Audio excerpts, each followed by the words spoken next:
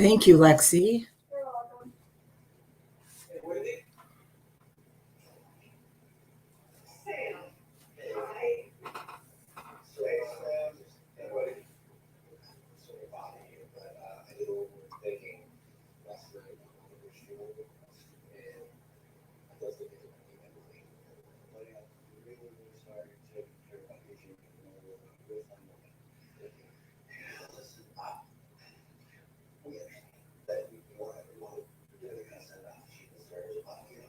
Dave, I'm live now.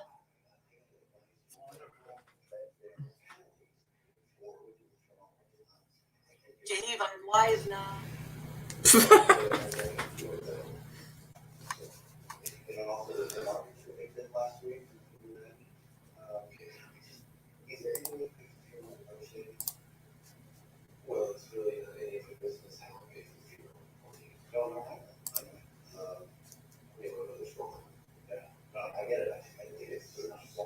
Hi, Brenda. Can you guys hear me?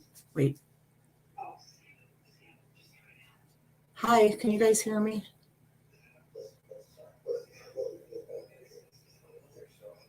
Brenda.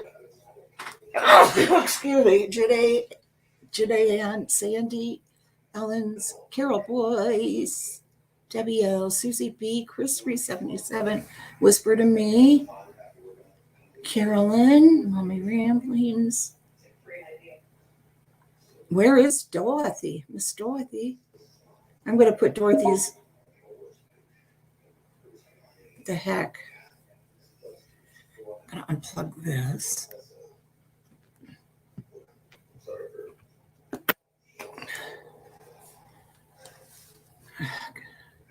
Can you guys still hear me?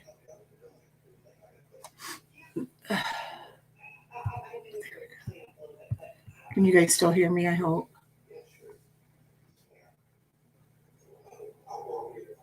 Okay, you can hear me? Okay. Hi, Teresa, Linda Gelb, Laura Lulu, Dawn.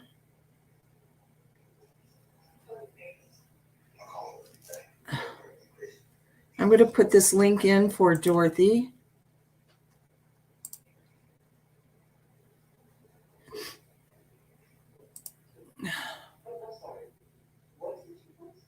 That's for you, Dorothy, to click on.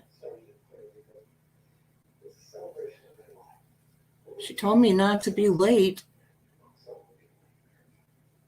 and I'm not late.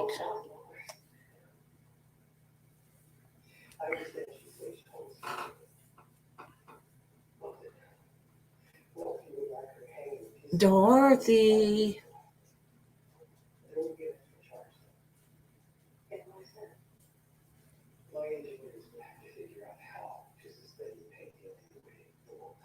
It's okay, Carolyn. Just listen. I know you're not in the mood right now.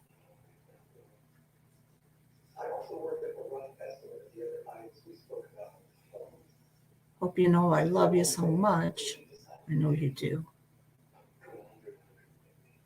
Where's Dorothy?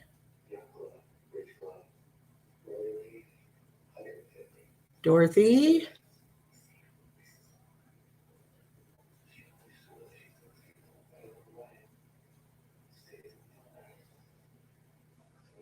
Dorothy?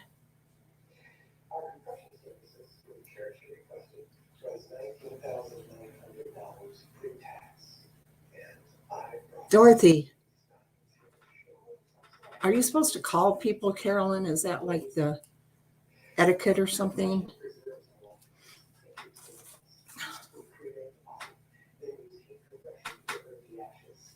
We spoke like an hour ago, and she said, now don't be late. And I said, I won't.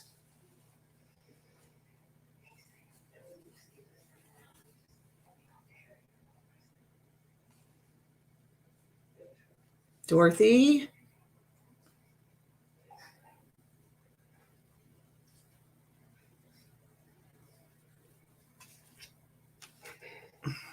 Hi, Moo. Okay, I'll message her. This shouldn't be necessary, though. She was all into it. I know she was. I hope her internet didn't go down.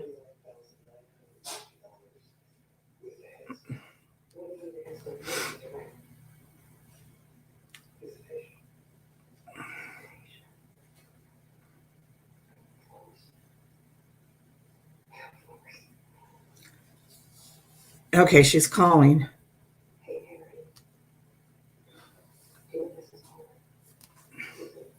I was just messaging you. No, you're not.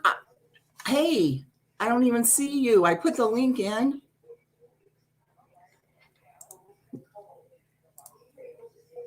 Yeah. Yes, it's there. I just now put it again. Are you there? You're on YouTube, right? You're not on some other streaming platform. Huh. Mua2, Anna, Nancy M, Debbie L, Candy Rose, with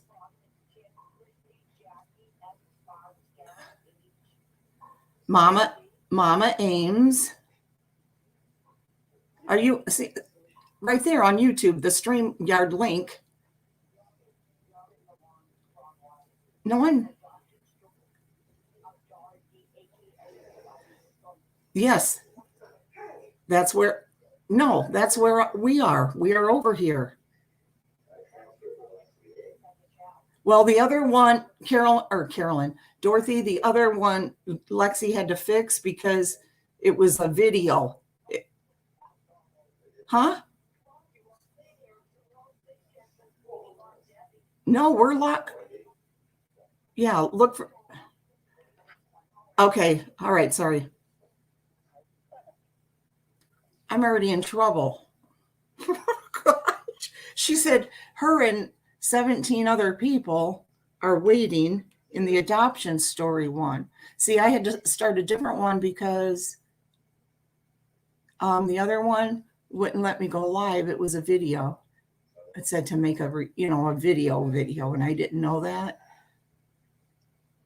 So we just went by the same title. I didn't have to type it in or anything. So she's going to tell everybody. You were waiting in the other one too, Scott? Okay, good. Did it just bring you here though? Like it does with Carolyn? I don't know. I'm going to put another one in for Dorothy. Here, I'm waiting on her and she's waiting on me.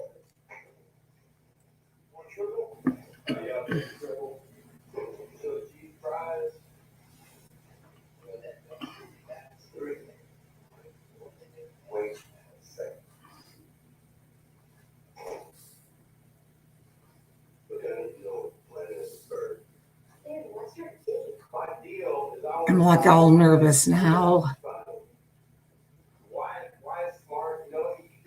She's not making this easy on me.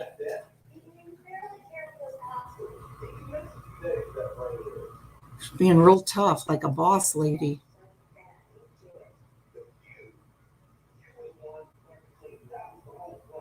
I'm used to Carolyn,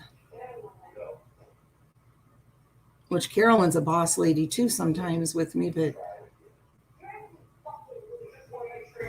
I guess I'm used to her.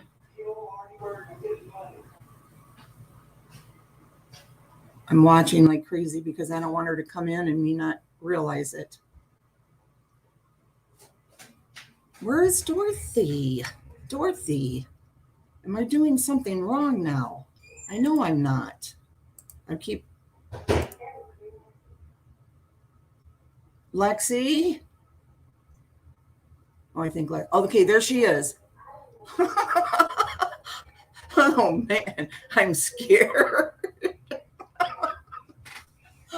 Oh my goodness. Oh.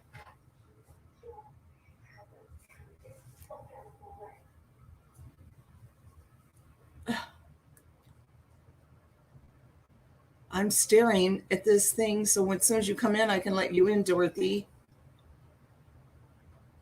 Oh, guys, too, look what came. What I was telling you about that we're going to go through. The Sears catalog, 1942. It's a facsimile edition. Oh, she's here. Ah, I knew it. Catalog. Dorothy. 1 second, I have to pause this. It's a facsimile. Okay. Dave, can you turn it down a little? Yeah, 1 second, I have to pause this. No, Dorothy, my I'm talking to Dave. Locked. Deb, I'm gonna kill you today. Yeah, I know you got me. You got me like shit. You got me all fucked up. Oh, I'm sorry I swore, guys. Oh, I'll stop. Lexi, I'm sorry. Lexi's in the bathroom. She didn't hear thank you. God. No, I heard it before. Well, once I called you and you told me that the first link wasn't working, I was like, oh shit, because there's 25 people waiting in the other link because they probably hid it from my community post. So I had to go ahead and share this new one onto the community post. And I went to the other link again and typed in the chat, this link isn't working. There's a new one. Check my community post. So I just shared it. Just give it a minute or two. It's going to take people a minute. That's it. Okay. We had technical because difficulty. I had had it set actually as a recording, like a, and I was going to put it out. I had it set up wrong, so that's why. Yeah. Yep. So we'll just give them a few minutes then, right? Yeah, because there was 25. I mean, we were sitting there waiting for you. That's why I sitting here waiting for you. Yeah, isn't that funny? So yeah, are you mad? It's not your fault. I just didn't know the first link never worked to let the people that were going to hit the community post link know that the first link was no good. So they probably hit it, and that's why we were waiting over there. Okay. Yeah. Can you put the new link over? The bottom line, I already did. I shared it. The bottom line is it's all your fault too, Scooter, basically. That's what I know. I'm used to that.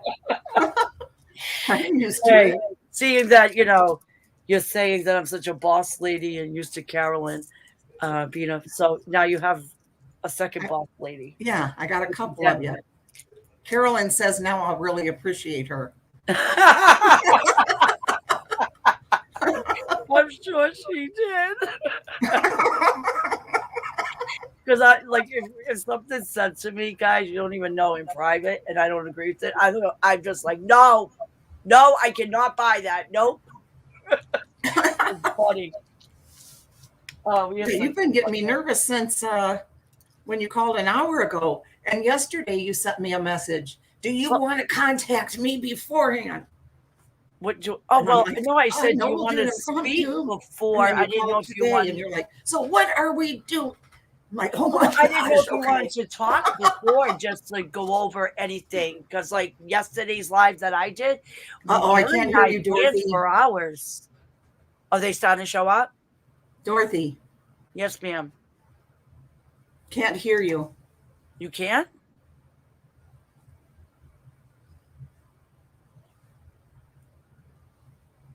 Dorothy? Yes, ma'am. Or wait, Dorothy. Yes. Sorry, I hit the mute. Too Scooter, I'm really going to kick your ass. I swear to God. I hit it accidentally. You were just screwing me all up. I'm sorry. She's like, Dorothy, I can't hear you. Yeah, because you muted me. I didn't know that. That's why. Oh, you cracked me up. Oh my God. See, I have this Febreze I got. Oh, it's so good. It's changing my life again. So good. Whenever you want to start. How many people are in the chat? I just want to make sure. 99 eyes. Oh yeah, we're good then, right? 104 now, Dorothy. Okay. They want to hear your story. They came over then because when I first got here, there was 50. So I feel good about it. Whenever you want to start, we're here. I knew you were going to do this to me. Elizabeth T says, my safe word is banana. Okay. Everybody have a safe word. That's trigger warning. This could go off the rails. No, there's nothing too jarring in this. There's nothing about SA or child SA. So there won't be any violence really mentioned because I don't remember any. So if I don't remember it, it didn't happen. I really have no memories of that type of stuff happening from my biological family. But okay. Okay, let's just start at the beginning. Okay. So I was born on a cool March 30th, 1971. I'm being dramatic. I'm only kidding. I know. Oh, yeah. I'll tell my birthday. I don't care. So I was born in March 30th. I'm an Aries, if you can't tell. 1971. So I'm 50. And I was born in Boston, Massachusetts. My father's name was John and my mother's name was Harriet. I was the second youngest of 8 children. We were pretty close in age too. Like they were pretty boom, boom, boom, boom, boom. So she was pregnant probably for 8 to 10 years nonstop, right? When I was about 3 years old, now I remember things starting to go bad, like being brought home when I was like 3 years old, running down. The police found me on the sidewalk in Boston with a diaper on, and things like that started happening in our family. And my older siblings stealing the car and having us in the 70s. We didn't care about child safety. We would be hanging out the windows. There was no seatbelts. Nobody considered that stuff. Right, to Scooter back then? Oh, yeah. Yeah. Yeah, definitely. Yeah. The child seats probably kill you before the car accident. So they were that unsafe. So then the CPS got involved. I don't know how they got involved, but they were called. And my mother and father were both alcoholics and addicts. And I remember our apartment was in like a wooden 3-story, a normal like South Boston type of house. And it was pretty like those brownstone type buildings. Yeah, but it was all wooden. It wasn't. Okay. Yeah, you know what I mean? It was like a triple decker. Triple decker. That's what you would call one that's not all nice stone. Yeah. You know? Yeah. So I remember like there weren't many bedrooms because we had mattresses all over the floors. Mind you, there's 8 kids, 2 adults. And bugging out severely. Neighborhood must have called, or maybe the police picking me up. I remember the other siblings too. It was pretty wild. What were the age ranges, Dorothy? Well, my sister would have been 2. I would have been 3. And then like probably 4, 5, maybe a 6 or 7, 8, 9, 10, like, because there was 8 of us. So I don't know how many years apart because we never got back into each other's lives. Okay. All right. Where we would figure out each other's ages. You know what I mean? I did meet them in the future, and you guys are going to love that story because it's just such a small world. So I ended up at the Italian Home for Little Children. It's in Jamaica Plains in Boston. It's still there, but it's run quite differently now. Back then, it was all Catholic nuns. But my nuns, they were very nice. They were not abusive nuns like you would see stern nuns or anything like that in a movie or anything. They were very loving and nice. I'm Catholic anyways. I came from a Catholic biological family and was adopted into a Catholic family. So they were very nice to us. I remember that. And even years after I got adopted out of there, my parents would bring me back there and my sister for the yearly Christmas parades. I mean, Christmas shows they would put on. So before you were adopted? Well, because the legal adoption doesn't happen until I'm 10. Oh, okay, okay. Yeah, so before I'm legally adopted, yeah. But for the first year when they started taking me, because I went to a couple of foster homes. And one of them was in Stoneham, Massachusetts. And it was a coincidence, or I don't know if the parents planned it. They were friends and neighbors on the same street. They took my younger sister, the other family. They were couples that didn't have children. From what I was told, the family that had me during that period of time, she couldn't get pregnant. So she was looking to adopt me. She was trying to get through the process. Well, wait, how long were you at the actual orphanage? Because now I'm confused. 2 years, but off and on because I got bounced out of a foster home a couple of times. Okay. All right. Okay. So me and my sister ended up on the same street, my younger sister, and she's the one I end up growing up with, the only sister I end up growing up with. And when my foster parent got pregnant, they returned me, which made sense because she ended up getting pregnant. But my sister became so difficult for the other family that they returned her too because she didn't want to be, it was like we an attachment thing, me and my sister. And as the story goes on, you'll hear it even more. So then I got a couple of more homes maybe, but that one's the one that stuck out because my sister was with me. So that's the one that I can remember the most because other homes, like, I don't have much memory of, but the orphanage I do. So you go up, you pull up to this grand driveway, right? It almost looks like a grand, you could look it up online. Back then the driveway was, it's called the Italian Home for Children in Jamaica Plain. I actually reached out to them recently. I'll tell you about Did you really? Yeah. I was trying to get pictures from my time there, and I'll tell you what happened. So there was this long driveway, and it's a big, huge red brick building. Now there's more buildings on the property. Back then there weren't. It was a pretty big structure, all run by the Catholic Church. So it was nuns, and there was a building on a property that abutted that building, but it was priests running it with boys, and I'm sure that didn't go well, right? Because like Boston and the Catholic priest, oh my God. But I'm a girl and I wasn't with the priest, so thankfully. Anyways, so and everything could have been all fine there anyway, you know. I mean, we don't know if that place had any issues. I never heard of it. Those issues up in Boston were more in the churches. And there was the altar right here and right here. So keep on talking. Are you talking to your dog? I'm just getting water. Off the floor? No. My sparkling water. Hey, Ariana. Love you, girl. I drink a lot of water. Sparkling That's water. healthy. I'm drinking a lot of coffee and Diet Coke. And I'm smoking some crack. Someone came in my chat last night and said, why don't you smoke some more crack? Oh my gosh. Yeah. Those people.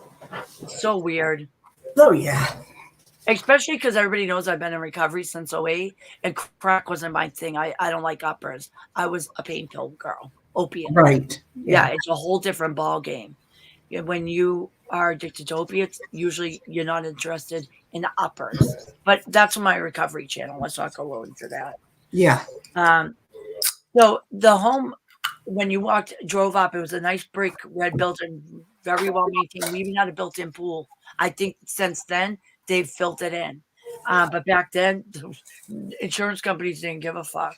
Nowadays, to have a pool like that at an orphanage, that wouldn't happen. You know, because insurance, and you would need licensed lifeguards. So yeah, but it was beautiful back then, and it was a good experience. When you go into where they have the girls separated by age. And now I didn't go to any school, so I don't remember how they did the schooling as far as education because I was too young. So when you go in, it's like dorm settings, and it's all twin beds, and you had to have it immaculate. When I tell you that you better bounce a quarter off those beds. Really? Yeah, it had to be. But you don't remember that. You just have been told No, that? I remember that. Oh. Okay. Yeah, and my parents told me, well, I remember the beds were dorm style, all twins, and we had a string bag, like one of those string duffel bags, but it was on a larger scale that each person got to hang from the back of their bed, and anything that you could hold in there, no other child could touch. Oh. That was your only personal property. Everything else was in a shared room. So all our clothing was all on racks in a shared room. Whatever you fit into and you wanted to wear, you could select. Almost like really? So closet. Yeah. You guys kind of all shared clothes and stuff then, right? Exactly. Oh. Which made sense because kids grow out of clothes so fast. Yeah. Yeah. You know? But so if I went to my parents for the weekend. Now, when you say parents, you're saying your The ones that adopted me. Okay. With my parents. So if I came back from, because at first I only went to the weekends with them.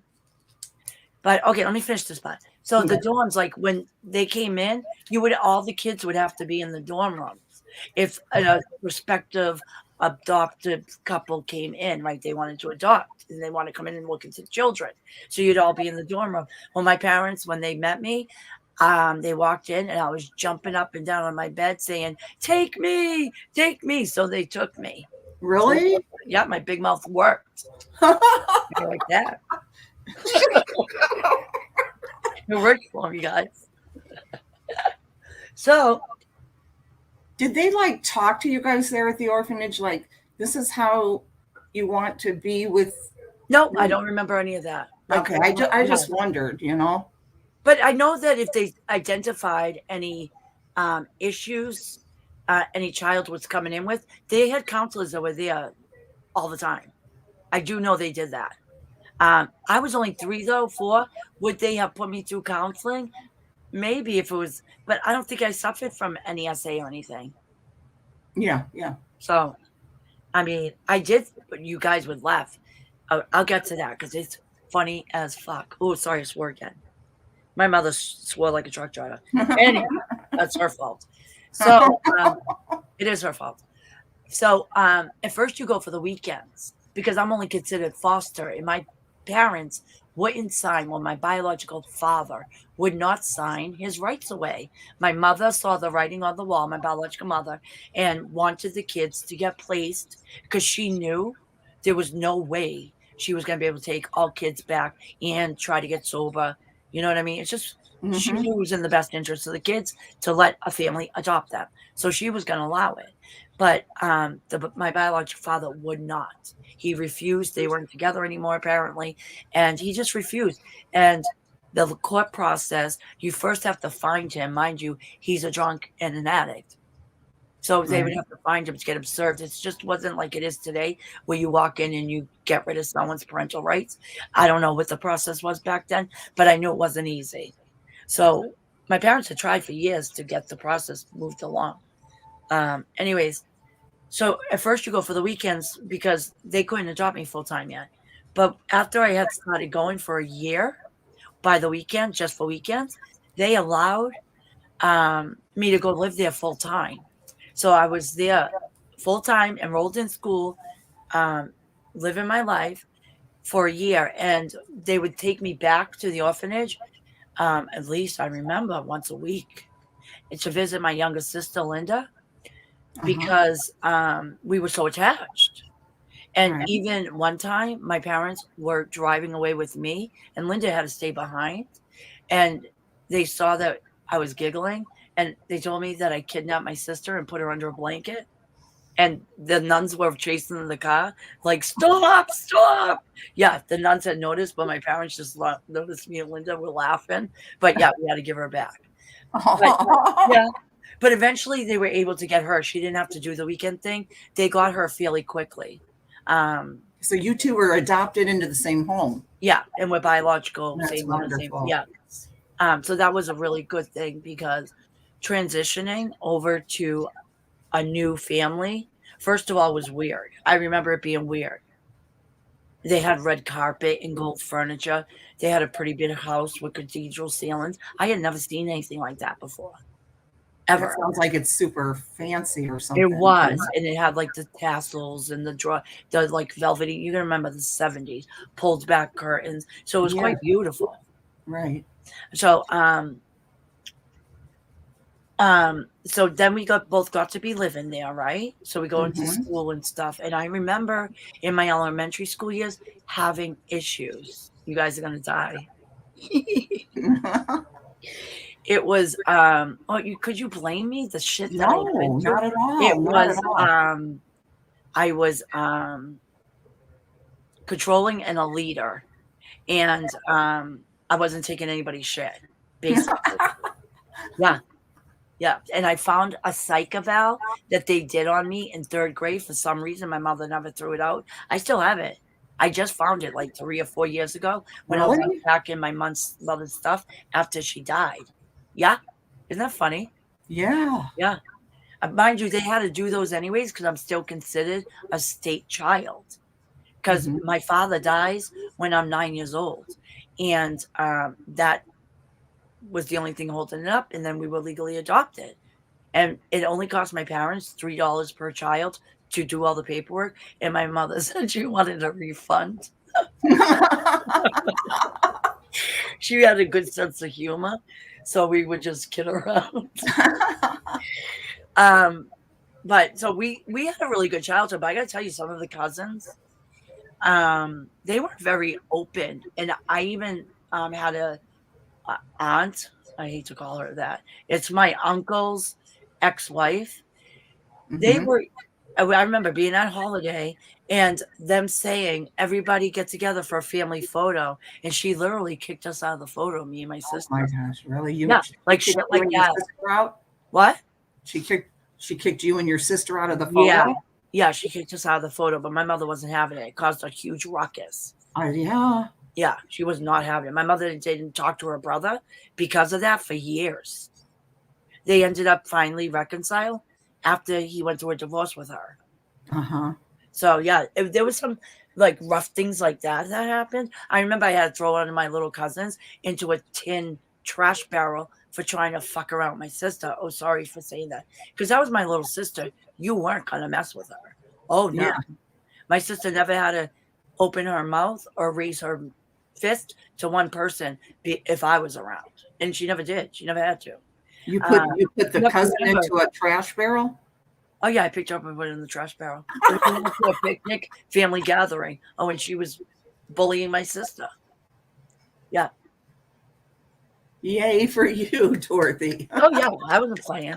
Well, you have to remember too. Now, me and my sister leave our biological home. We're going through foster care. We're ending up in an orphanage, and we're getting bounced around. We finally end up in a home together. So we're extremely, extremely tight. And we've gone through all this stuff together. And through the whole process, we've always protected each other. And she still lives 3 miles from me. So I heard you talk about your sister that she was close. And my sister's unfortunately turned into somewhat of a recluse. She has no friends and she just stays home, but she's happy like that. She doesn't want to go out and socialize. She gets annoyed even talking. What happened? You can imagine if I'm around.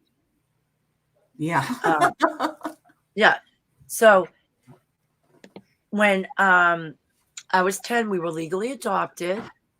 Oh, wait, I forgot to ask. You asked me some questions, and I know I'm going to miss things. I'm giving you like the cliff notes. Did they have other children? Your family that adopted you? No, she was married before my father, and this was a very shameful thing. She didn't tell me this till I was like much older. Italian families are very silent like that.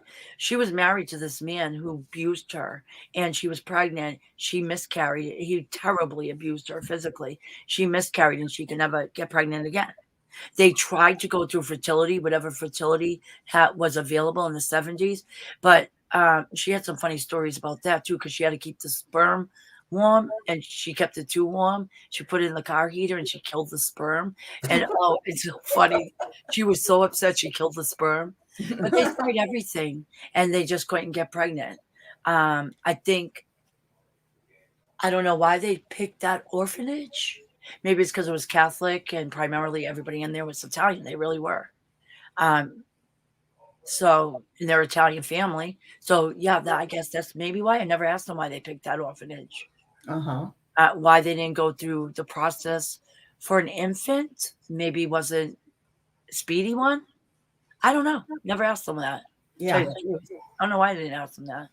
But I do know they tried to do that, to go through that process. And then a divorce in a Catholic family is a very shameful thing. So she never told me that till I was much older.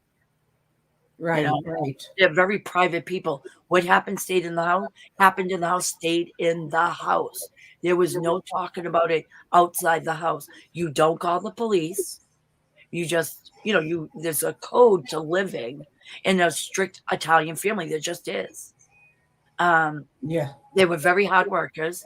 My mother was very successful. She held a very prestigious position that she had to be elected into. I'm not going to tell anybody what that is. They could go look it up if they want to. They know my legal name, so they'll find it. She Well, it's none of their business, you know? She was an elected person into industry that were mostly male. And she was the first woman president of the Boston Fish Exchange. And if you know the fishing industry in Boston, it's huge. Seafood. Oh, I bet it would be, yeah. So everything that came through the Boston Fish Pier had to come through my mother's, through her control or whatever, to make sure they weren't bringing in catches that were too small or overfishing, or, you know, because there's standards and regulations. Right. So that's the position she had. She had ended up on, like, I don't know, Good Morning America once, and a couple others. She was always in, like, the Boston Globe. So she was connected with, like, the governor at some points, or the mayor. So she had a pretty good position. She was very down to earth, though. My parents had a little bit of money. They saved well, invested well. But they weren't gaudy or showy. They bought a car. They always liked Lincoln Town cars. They'd buy that, or my father had a Cadillac, very, you know, typical Italian Northern family. They would drive it until the wheels fell off, 10, 12 years. They didn't, like, show off and buy, like, a $100,000 Mercedes or anything. They drove their cars and got their money's worth. But their house was pretty nice. We had a nice big built-in pool. So we had a lot of fun growing up. That's why I always feel like I'm not being, well, it's just, I don't know. The childhood they provided was so amazing. We went to Disney World all the time. We had a condo in Florida. We just had so much available to us.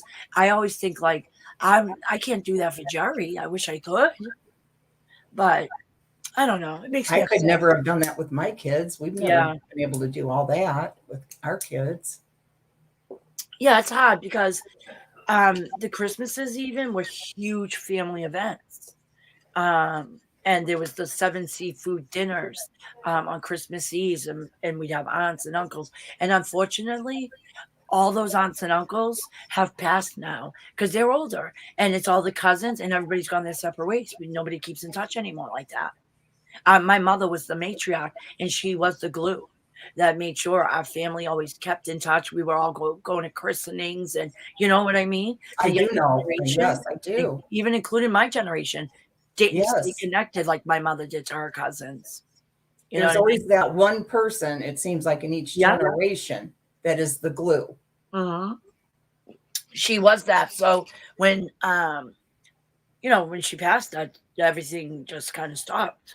Mm-hmm. Because not only was she gone, but I was down in West Virginia now, which I didn't want to go back to Boston. I could have went back. I came down here for her because she wanted to go live with her brother, and she hated it. He was a health freak, and she smoked like a chimney like me. And he would just keep nagging her. I think she lasted like 2 or 3 weeks. I bought a condominium on the beach. It was beautiful. I loved it. It was on the 3rd floor. It didn't have an elevator. She was going to live with her brother because we sold the family house. My dad had died, and it was too much house for just me and my mom to keep up. Right. I didn't have a husband, and it was like 4,000 square feet. Me and my mom and my 2 kids didn't need that big of a house. We just didn't. Right. Yeah. So she sold it. I bought the condo on the beach. She was supposed to go live with her brother. That was not working well for her. She hated it because he was being very critical about where her diet was. Like, she was in her 70s. Dude, relax. Let her enjoy her last years. She wants to live like that. Let her live like that. But he took advantage of her terribly financially. That was a whole nother thing, that he abused her financially. And I would question her, but I didn't get too involved because that was her baby brother, and she was of sound mind. Yeah. She wanted to do it. That was her money. Yeah. You know what I mean? My sister was really pissed, though. Pissed. Right. But I said to her, like, we didn't earn that money, but my sister was expecting a big inheritance. But it just didn't happen because he took like $250,000 in cash from her. Oh my goodness. Yeah. He was abusive. Wow. Yeah. And when my dad died, she gave him my father's Cadillac for like $1. You have to do for $1 in Massachusetts. But now they don't do it that way anymore. You have to do it by the Kelly Blue Book value now. Well, down here we do. Anyways, what he did was he took my father's Cadillac and he went and traded it in for a brand new Honda Accord with every bell and whistle on it. They're not cheap. And then he couldn't keep up with the monthly fucking payments. So my mother bought it off in cash for him. Oh Like my that's goodness. the shit he was doing. That's abusive. Oh yeah, it is. Financially abusive.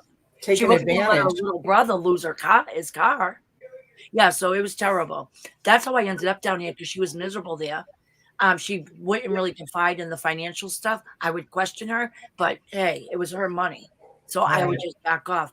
But when she came down here, she lived in her own little home behind me, which was perfect because my mother had a mouth and I had a mouth. So the two of us, it was all mouth. It was too much mouth. So it was we were in different structures, but I would always spend the night up there. And my sister's oldest boy moved in with her. So it worked out good. He was working. He at least was there the nights I wasn't. Mind you, Jerry's only a year old at this time. So yeah, it was a lot to deal with, but it was good to have her close because she had to be driven to dialysis 3 times a week too. So it was like a 50-mile round trip, but you have to stay there for the whole 4 hours. So, and then when she passed, that's why I ended up staying down here. Now, how did I get into that? Because of my childhood and the cousins. But it was hard because a lot of them didn't accept us as family. You know, till this day, they probably don't look at me and Linda as family. You don't think so, even to this day? No, they don't. Nope, definitely not. That is crazy. Mm-hmm. Well, just because you're not blood, we don't have the same DNA. Yeah, but I didn't grow up in the same neighborhood with them. Some of them lived in like Billerica, Linfield, all northern Boston areas. So, you see them at events and stuff, weddings, christenings. I mean, there were a lot of them, but we saw them at those types of things. We weren't all in the same neighborhood, same city, like tight. So did the cousins always make you feel like when you would see them, make you feel like they were like judging you because you weren't? Not judgy, but we were definitely different.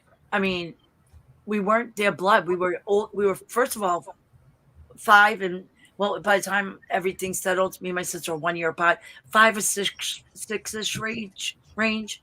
So here come these kids that are pretty much 5 and 6 already. They didn't know us from birth. It must have been difficult for them as children too, to be like, oh, what up, Auntie and Aunt Jerry and Uncle Jerry, why do they have these 2 children?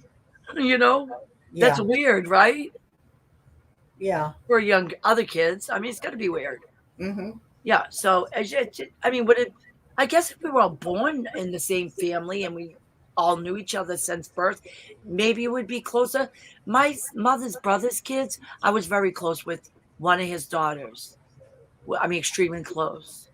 And then she got married and moved to Vermont. So, I mean, life's change and move on, you know what I mean? But we had a lot of fun together. I love that girl. But we don't talk anymore because when she got married and moved to Vermont, we hardly had anything in common and we just kind of drift apart. That shit happens. Yeah. Yeah. I mean, I still love her very much. Yeah. Plus, she has like 6 kids, I think.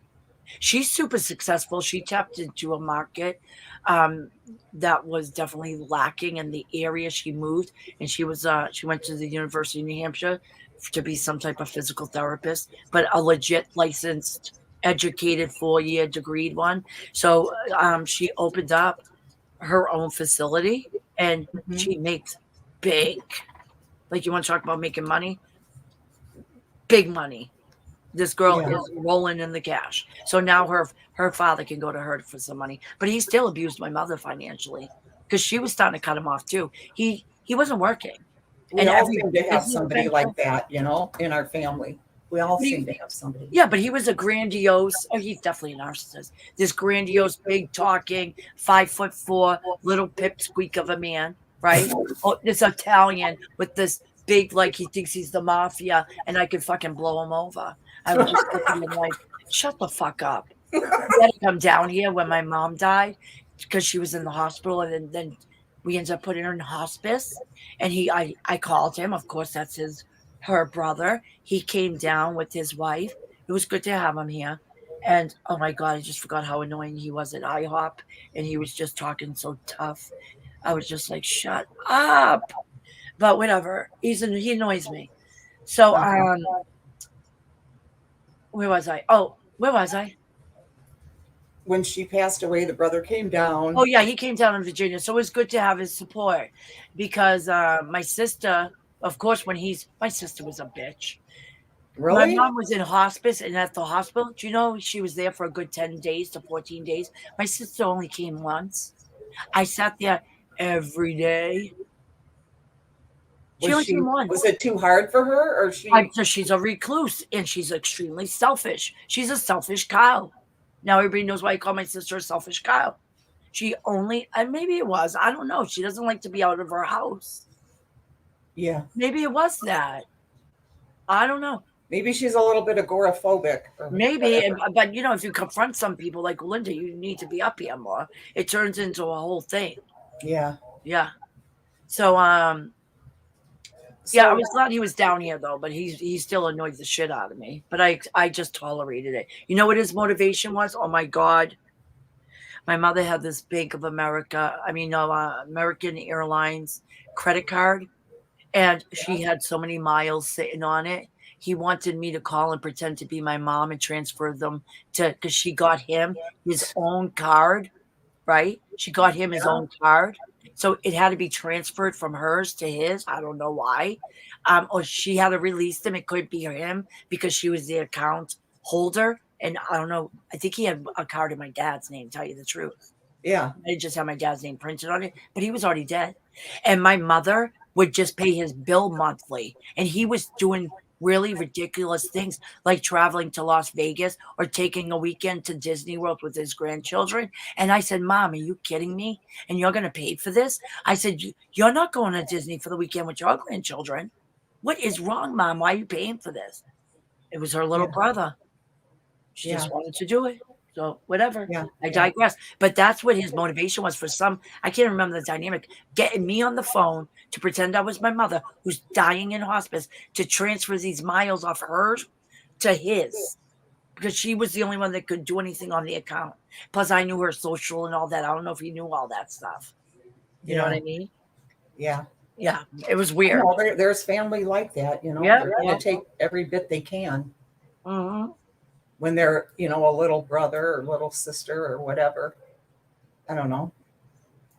There's always somebody like that in the family. But, okay, I want to know more about. Oh, I thought I was taking over.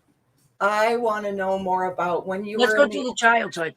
All right. That's what I want to know. Yeah. So 10 years old, I got adopted. I actually remember, I have a picture somewhere of the caseworker from CPS and the judge standing with me, my sister, and my parents. I got to dig that out. I'm so glad I have those like little memories.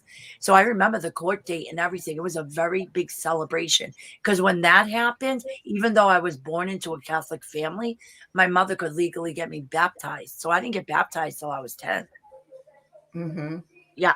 So that was weird, right? Getting baptized while you're standing up in a Catholic church. Huge ceremony. They threw me and Linda at the same time, a huge party. So it was quite, extravagant. They were just so thrilled. It was just a celebration all around.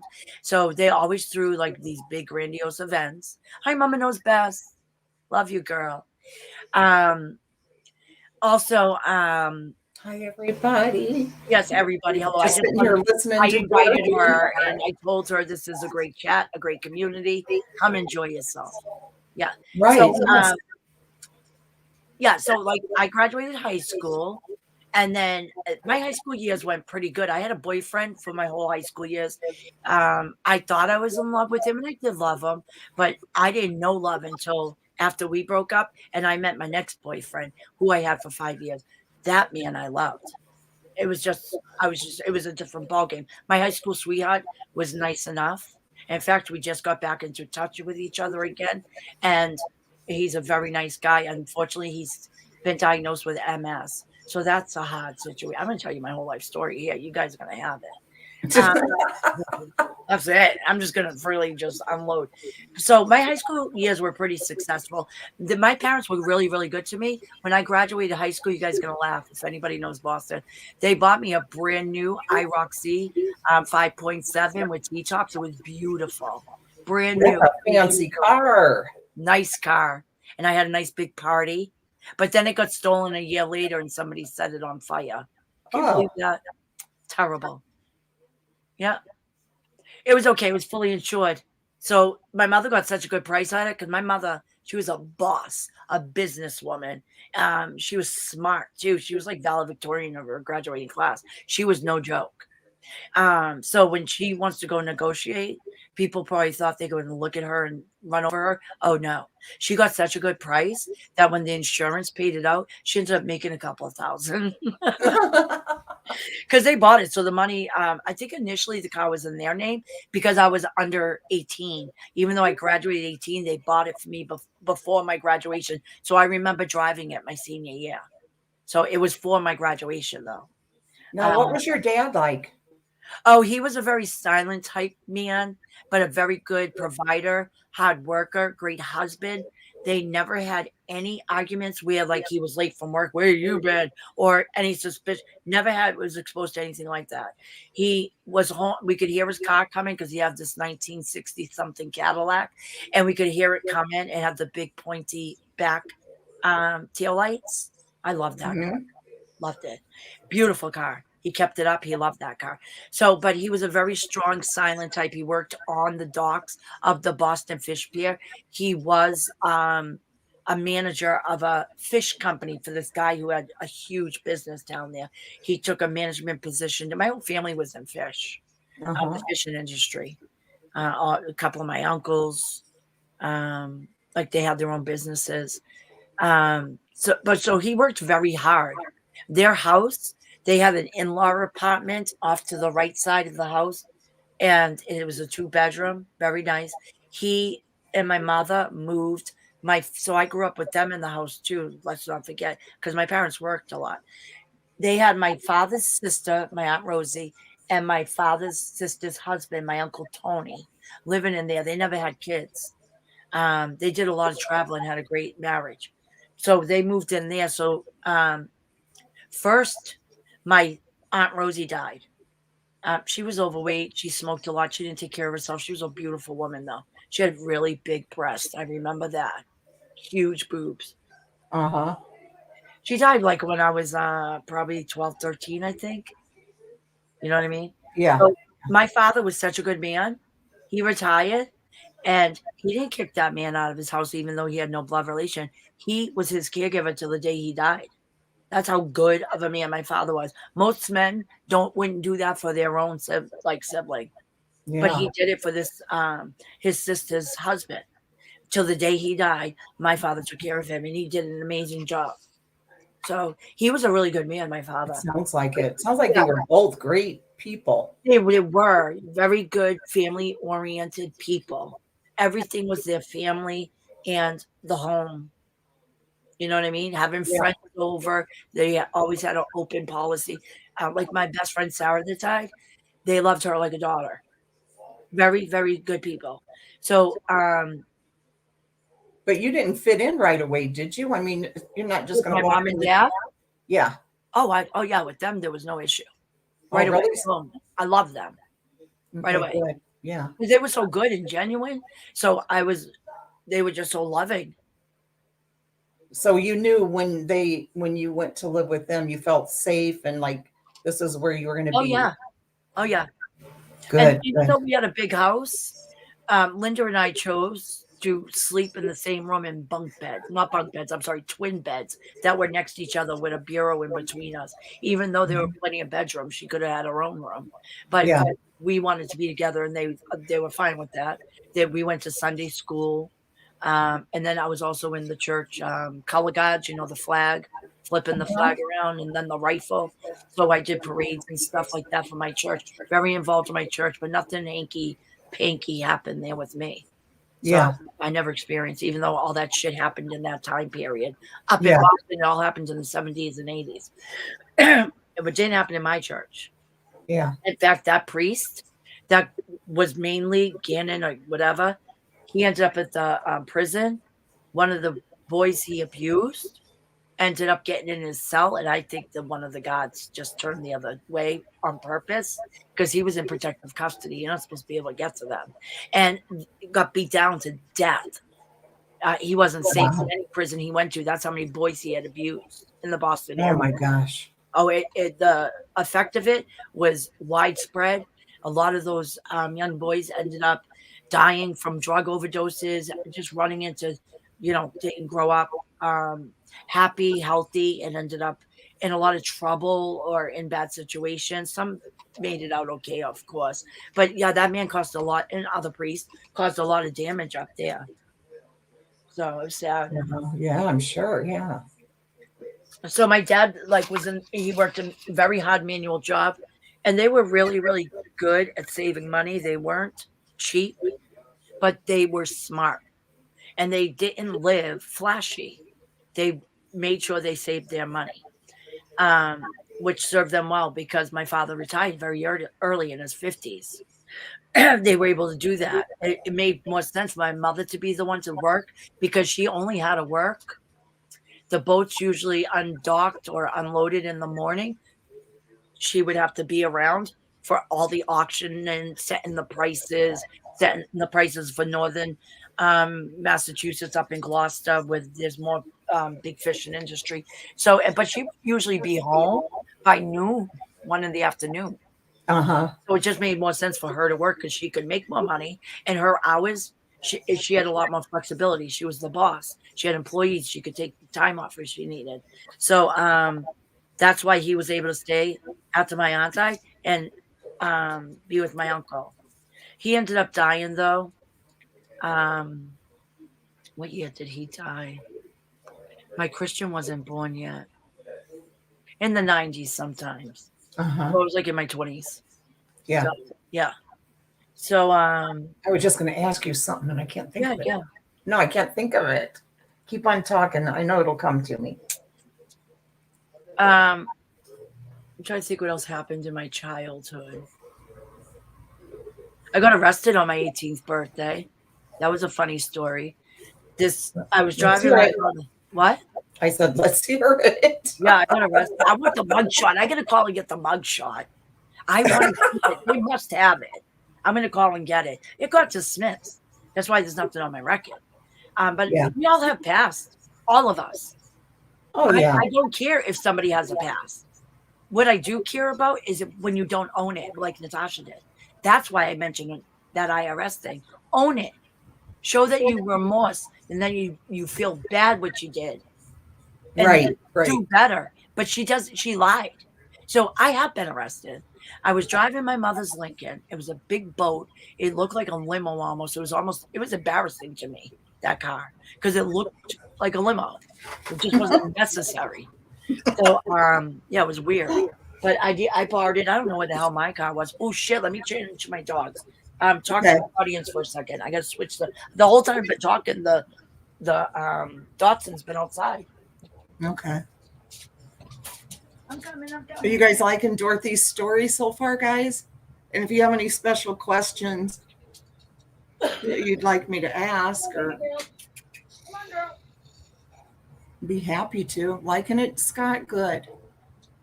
Yes, I hope, Mama Ames, I hope people aren't. I guess somebody is fighting. Please don't fight. Girl, come on, buddy. Buddy. No fighting. You're loving it? Okay, good.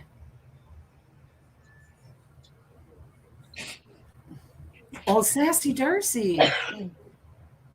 Brenda. Okay, good. What were you asking?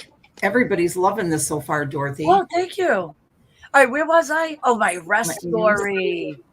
Yeah, let's hear this. So I'm driving. Me and my girlfriend Cheryl. Oh, she's so funny. I still talk to her on Facebook. We Dorothy, you're going to kill me, but I have to run to the bathroom. Oh, good. I can keep talking. Can you please keep talking? Okay. Oh, yeah, I got this. I'll take my phone in so I hear. Okay, we'll name the show 4 Scooter or something. Well, 2 more scooters on there. I'm going to be listening. Sometimes I get this stomach thing going. And talk about you? No, sometimes I get this stomach thing going.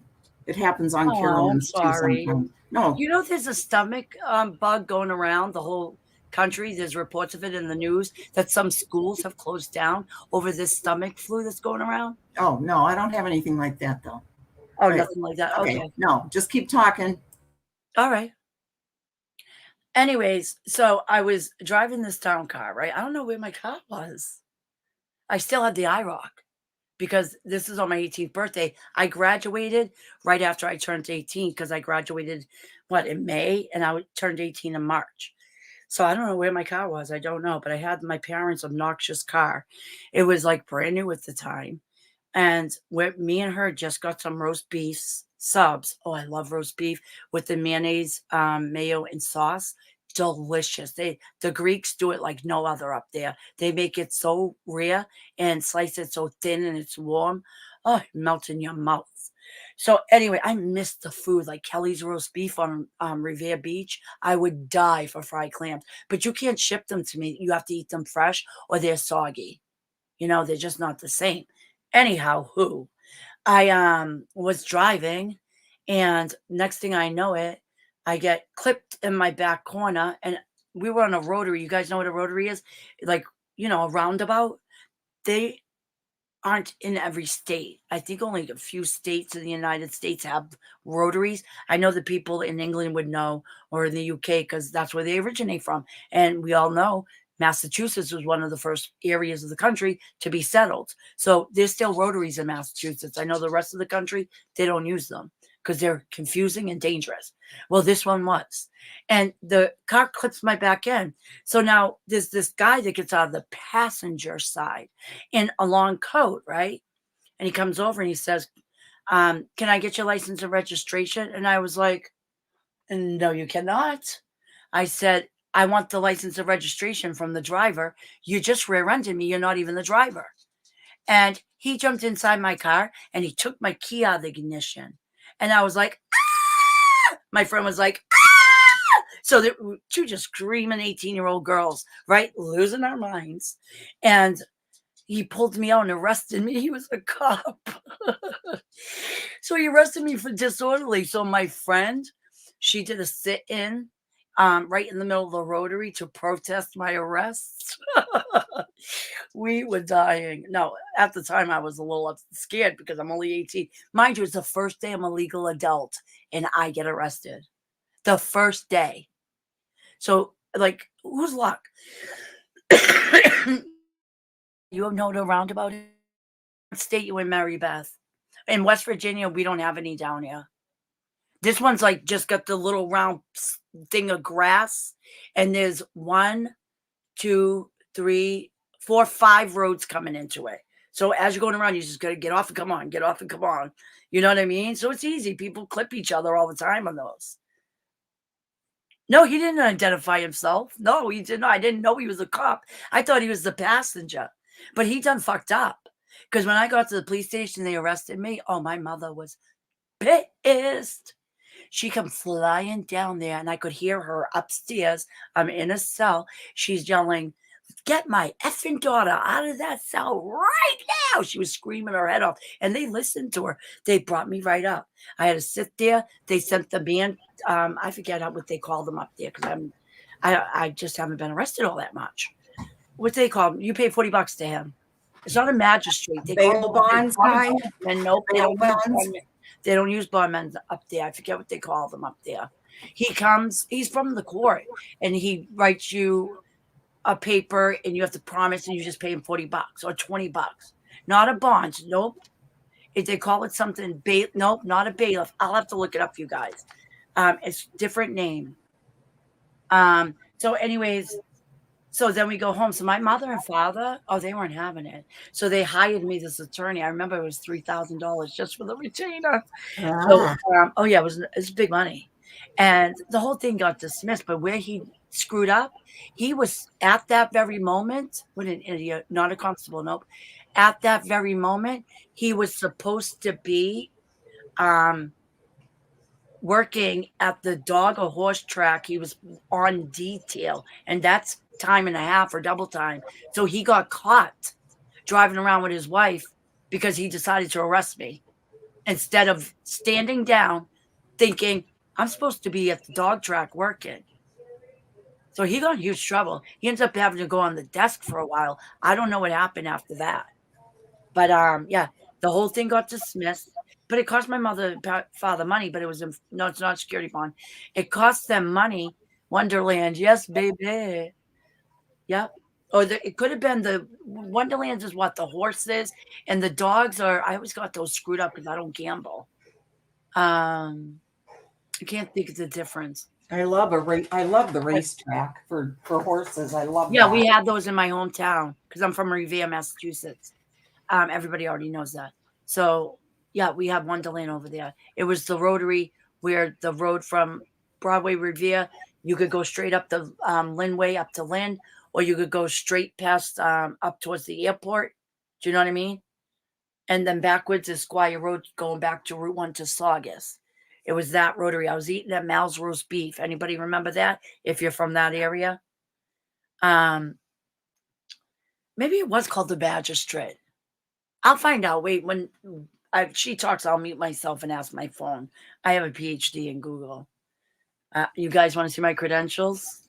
I think it is a magistrate. It might be a magistrate. It could be. Yeah, but he comes with it's not a bondsman because they don't use bondsmen up there. The Squire, yep, that's the strip club. Oh my God. You know that whole area. I've never been in the Squire, but I've been to the Golden Banana. I had some fun up in there, playing pool and stuff. I go with my boyfriend because I was never an insecure type of girl. I actually think it's kind of like erotic. I don't want to get into all that. It's kind of fun to go to the strip club with your man. Medford, Melrose, yep. I lived in Malden, Massachusetts for like a year with that man I really loved. Like I love that guy, but he had a drug problem and a gambling problem. And I'm not talking a little gambling. He would go into these high stake poker games with some really heavy hitters in organized type of stuff, and they would drop in like 50 to 100,000. And if he got he could get himself in trouble. He always carried a gun. He was just too dangerous. He wasn't the direction I wanted my life to go to, and he kept cheating on me. I wasn't going to accept that. Anyways, always those kind of guys that you seem to fall for. When yeah, you're the bad boys. The bad boys, yeah. He was good to me when we went out. He showered me with love, attention, gifts. Like he was very like a good boyfriend like that. But he would cheat on me. Yeah. And then he promised he wouldn't. And then I, at one point, resigned myself to, well, it's either I'm going to be without him and I'm going to be crushed, or I'm just going to have to ignore it. And for a little bit, I chose to ignore it. Uh-huh. Yeah. That's when you're just like, and then I just woke up. I was like, what the fuck's wrong with you, girl? Yeah. Get the hell out of here. So I broke up with them, and that was that. I don't even know what that word is, Felicia. So where was I? Oh, yeah. So that whole thing got dismissed. But how dumb of him to arrest me when he was supposed to be working and he's getting paid. Like my mother grew up in Somerville, Jennifer, 10 Hills Road area. My mother's mother, this big steep set of stairs over there. She died of a heart attack. Those outside public stairway. She died of a heart attack right on those stairs during a big snowstorm. Hold on, I'll be right there. She was only 52. Her name was Dorothy.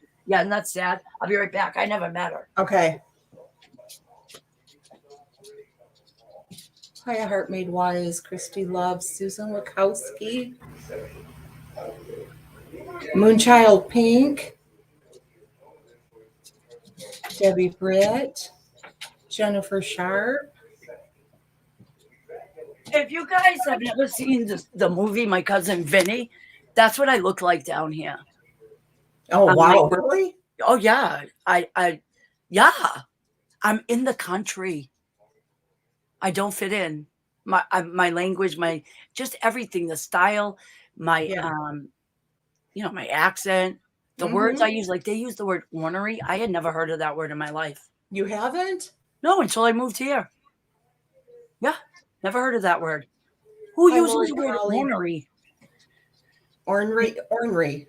And they call everybody sissy. Hey, sissy. Hey, sissy. Do they? Yeah, it's really weird. I'm like, "Why do you call her sissy?"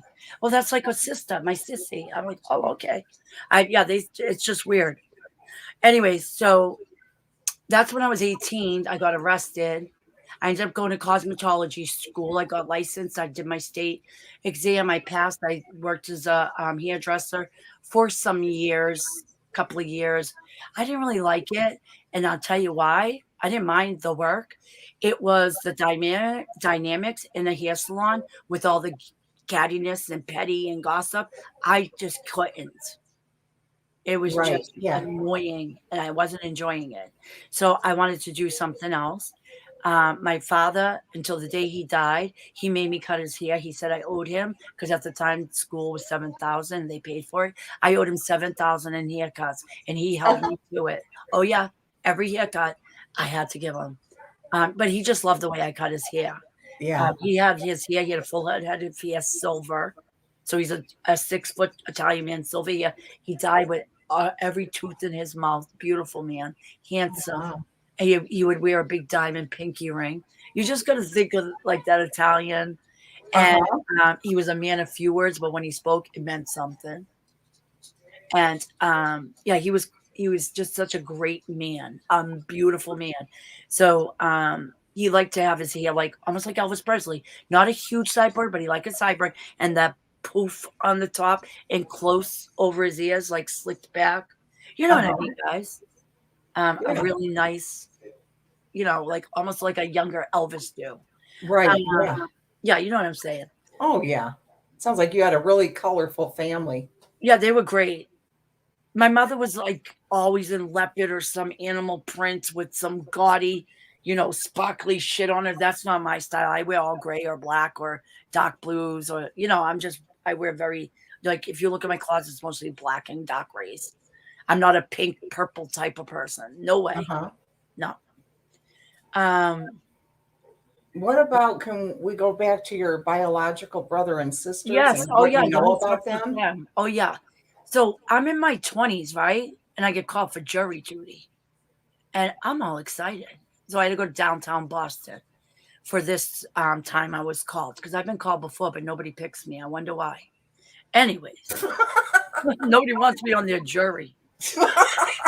Seriously, it's probably the prosecution because I'd probably let some defendants go because I would just feel bad. Like, Yeah. oh, I don't want to make that decision. Anyways, I was at jury duty and I'm sitting. We're all waiting because you have to wait. You sit in a big room and you wait.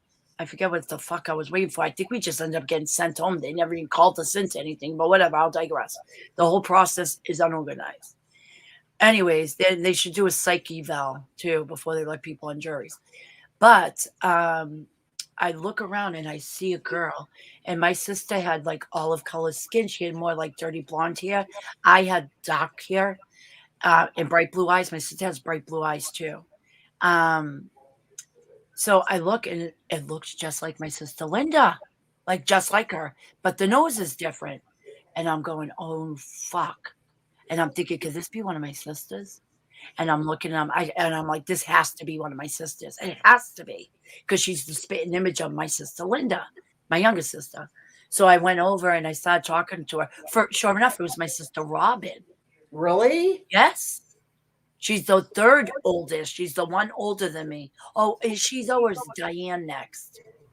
I don't remember which one would be next. I think it might have been Robin, then Diane. Yeah, because I have two brothers too and a couple more sisters. But yeah, it was her. And I ended up bringing her home with me that day. I What did she say when you, I mean, what did you say when you went up to her though? was just like, hey, my name's Dorothy. And you look just like my sister Linda. And she was like, oh my God. She knew exactly who I was. Wow. Because of what I was saying. My name was Dorothy. She Yeah. knew. Yeah. So I ended up bringing her home that day. At the time, I was living with that man that I loved very much on the beach. Brought her home. We ended up hanging out. So we stayed in touch on the surface, but she put me back in touch. And my sister Linda actually ended up going to live with Robin for a year or so after we got back into her life, just as roommates. So they became really, really close. I was in a relationship, so that wasn't going to be something I did. I was living with my boyfriend in Yeah. sin. Yes, I was. And so she introduced us back into our other sister's life, and that's how I got back in touch with my biological mother. Well, I had never remembered her. I wouldn't even remember what she looked like. So they were living in Virginia, Manassas, Virginia. And I wanted to go down and visit, so I took my man with me, and I went down first. And I'm the spinning image of her. Like, she's my twin. Really? Oh, to a T, my twin. Oh yeah, body shape, hands, voice, everything. So to see people that are your resemblance, because I never had that before. You know what I mean? Yeah. We didn't have the same DNA in the family I was raised in, so nobody looked like me, and my sister. But to see the very people that look exactly like us was amazing. And how did that go when you? it went good. It went really good. I ended up liking her a lot. I went down and visited her a couple more times, and me and my boyfriend liked it so much, and we were looking to do something different with our lives. So we moved down there for a little while in our own place, and we really enjoyed it. He ended up in business, partnering up with another dude down there. My boyfriend was Italian too. With another dude down there, his name was he's dead now, Carmen DeFranco, and they ended up starting. He ended up joining the tow company, but they ended up being partners. So they had a very successful towing thing going.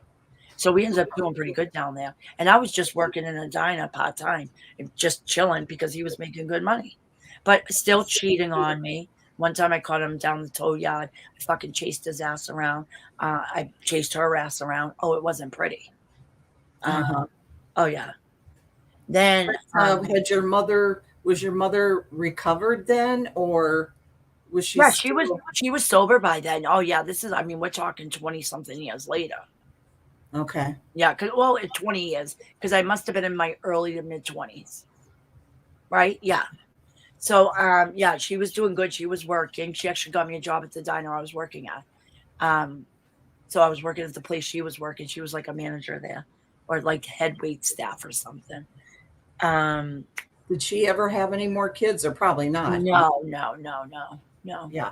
But who was living down there with her? Because she never regained custody, but some of the kids ended up turning 18, and then they just reconnected with her. They never got adopted. They ended up just aging out of foster care. Okay. So, and then they would end up reconnecting with her. My sister Diane got adopted. She is. Like the rest of them, even today, I'm Facebook friends with them. If I needed to get in touch with Robin, my brother John died a couple of years ago. He got cancer. It was so sad, and a heart attack killed him. His heart just became weak from all the treatment. So he died. So I'm still in touch with his wife. I have my sister Susan died of cancer. So that's 2 siblings that are gone.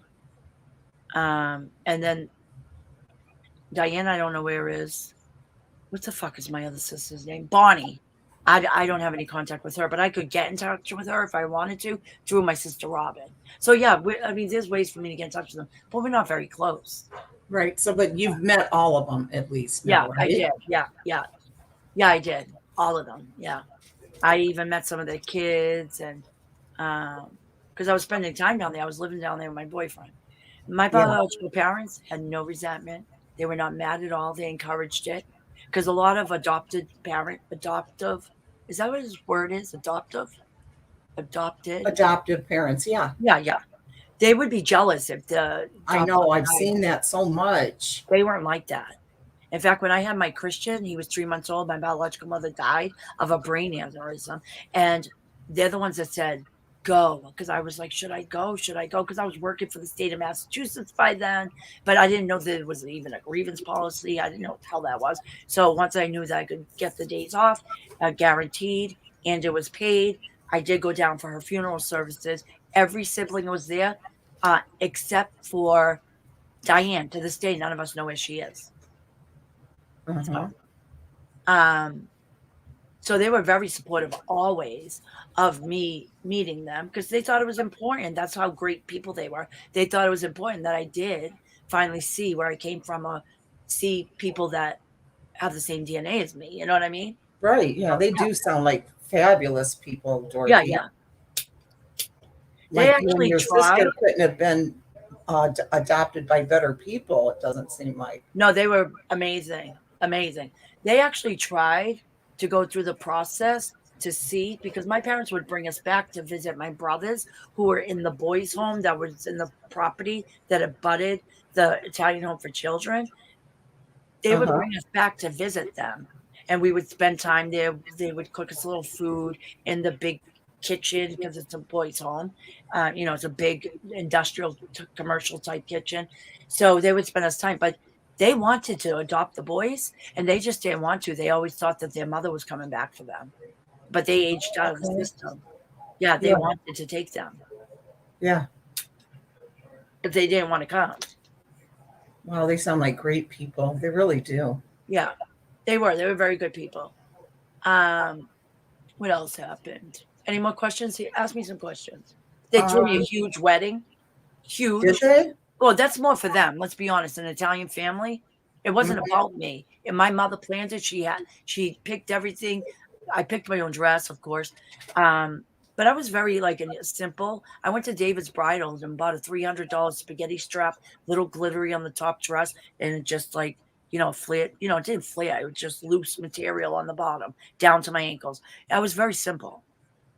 Even though I could have picked out a $5,000 to $10,000 dress, and they would have paid for it. But yeah, it Wow. was at the Nahant Country Club. I'm sure some of you know where Nahant is. It was a beautiful property. It's on an 18-hole golf club over near the water, because that's where the ocean is. And Right. that's for them, so the father can walk his daughter. That's what they always thought of, to marry their daughter off. It's just a big Italian thing. You throw these extravagant weddings. It was very beautiful, and it was like 200, 250 people, I think, and we had a beautiful Yeah, time. that's a big Yeah, wedding. they really enjoyed themselves.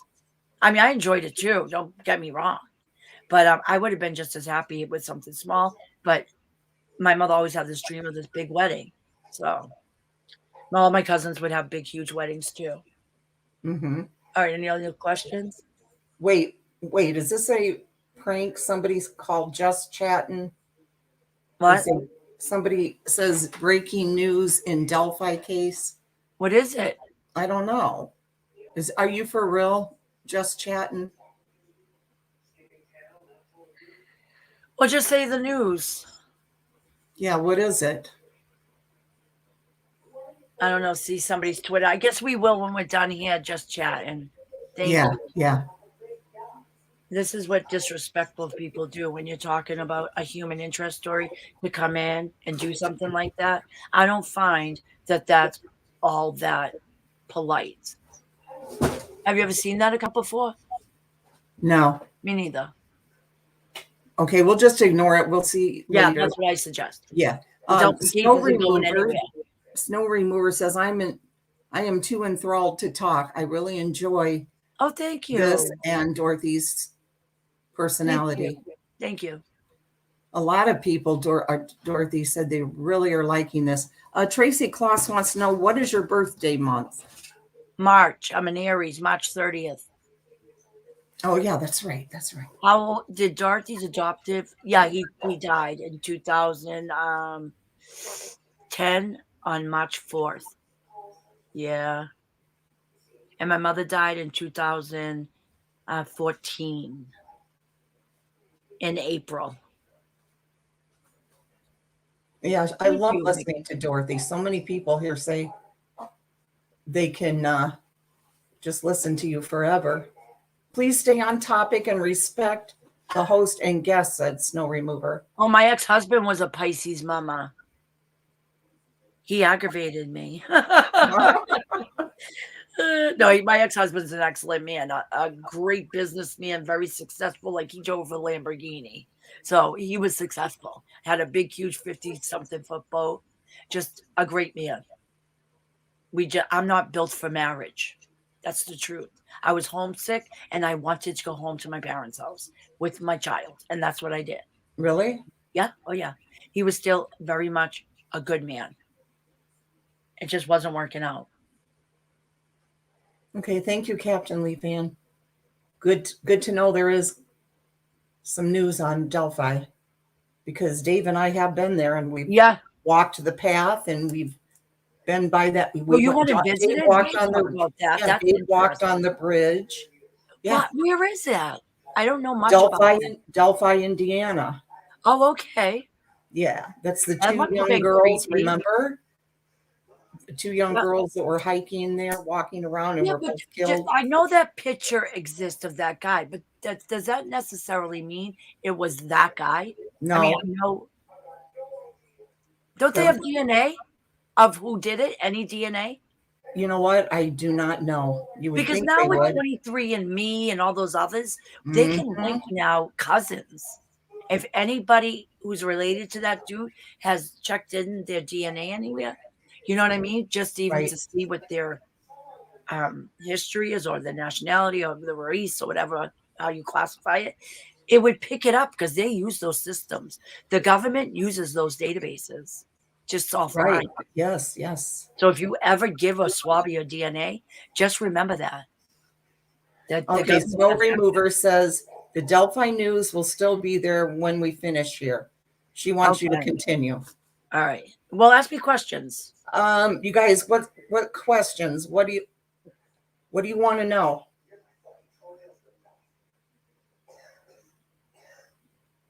Anybody? Let's see.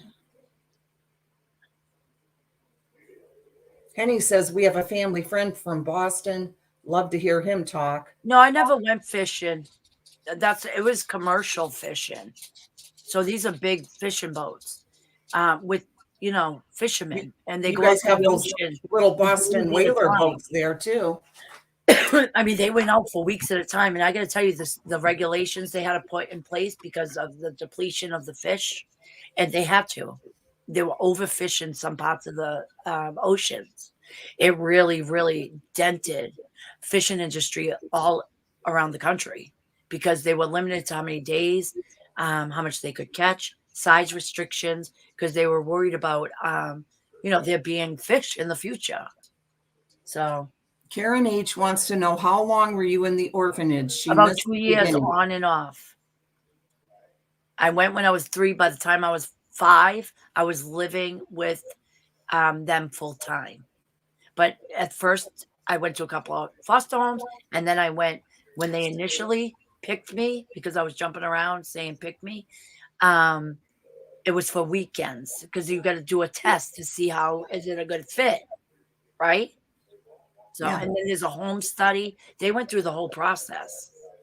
We had a caseworker on with us the whole time. I believe it was the same one because I remember her at court when I was 10 and we got legally adopted.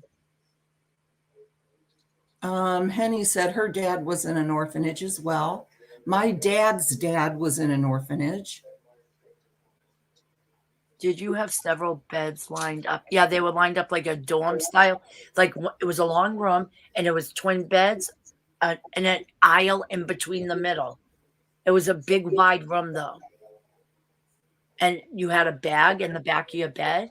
There was a drawstring, almost like a drawstring backpack, but it was on a bigger scale. What And did you that's keep where, in yours? Do you remember? like, if you had a little toy that you brought home from your foster parents that you're visiting, and they bought you something, you could bring it back, and whatever fit in there, that was your personal property. Anything that didn't was community property. Would they So, let you talk about your biological parents there at the orphanage? oh, Like, I don't even remember conversations. okay, you were too young to Yeah, really, I'm sure they would have. yeah. Yeah. And like you said, your brothers didn't want to be adopted. No, they didn't. Well, they were old. They were the oldest. Yeah, So I want to say they were like 10 years older than me. So imagine they're like 15, 16. They were yeah, older. It probably was a blessing in disguise because they probably, and I think they did, they would have come with a whole nother set of issues. Being that definitely. old. Yeah, that would have been Yeah. very demanding to get kids that old, but they wanted to try. And I forget which one of these coffees is fresh now. Jerry's sleeping. I can't use him to heat up my coffee. I'm left to my own devices. S. Sparks, she said she was treated, the nuns were very kind there in the orphanage that they were at. Yep, mine too. No, I'm just saying what she's asking Oh, about you. yeah, the wharf though, that's in that's going towards Lynn. That's on the Lynn Way, the wharf. I think you have that. It's not Everett. I know what you're talking about. I don't remember a wharf in Everett. I had cousins that grew up in that we went to visit in Everett. Everett's a good city. Everett's where I went to hairdressing school. No, it's not. It's Malden. Was it Malden? Shit. No, I think it might have been Everett. Everett. It's closed now, though. They closed down.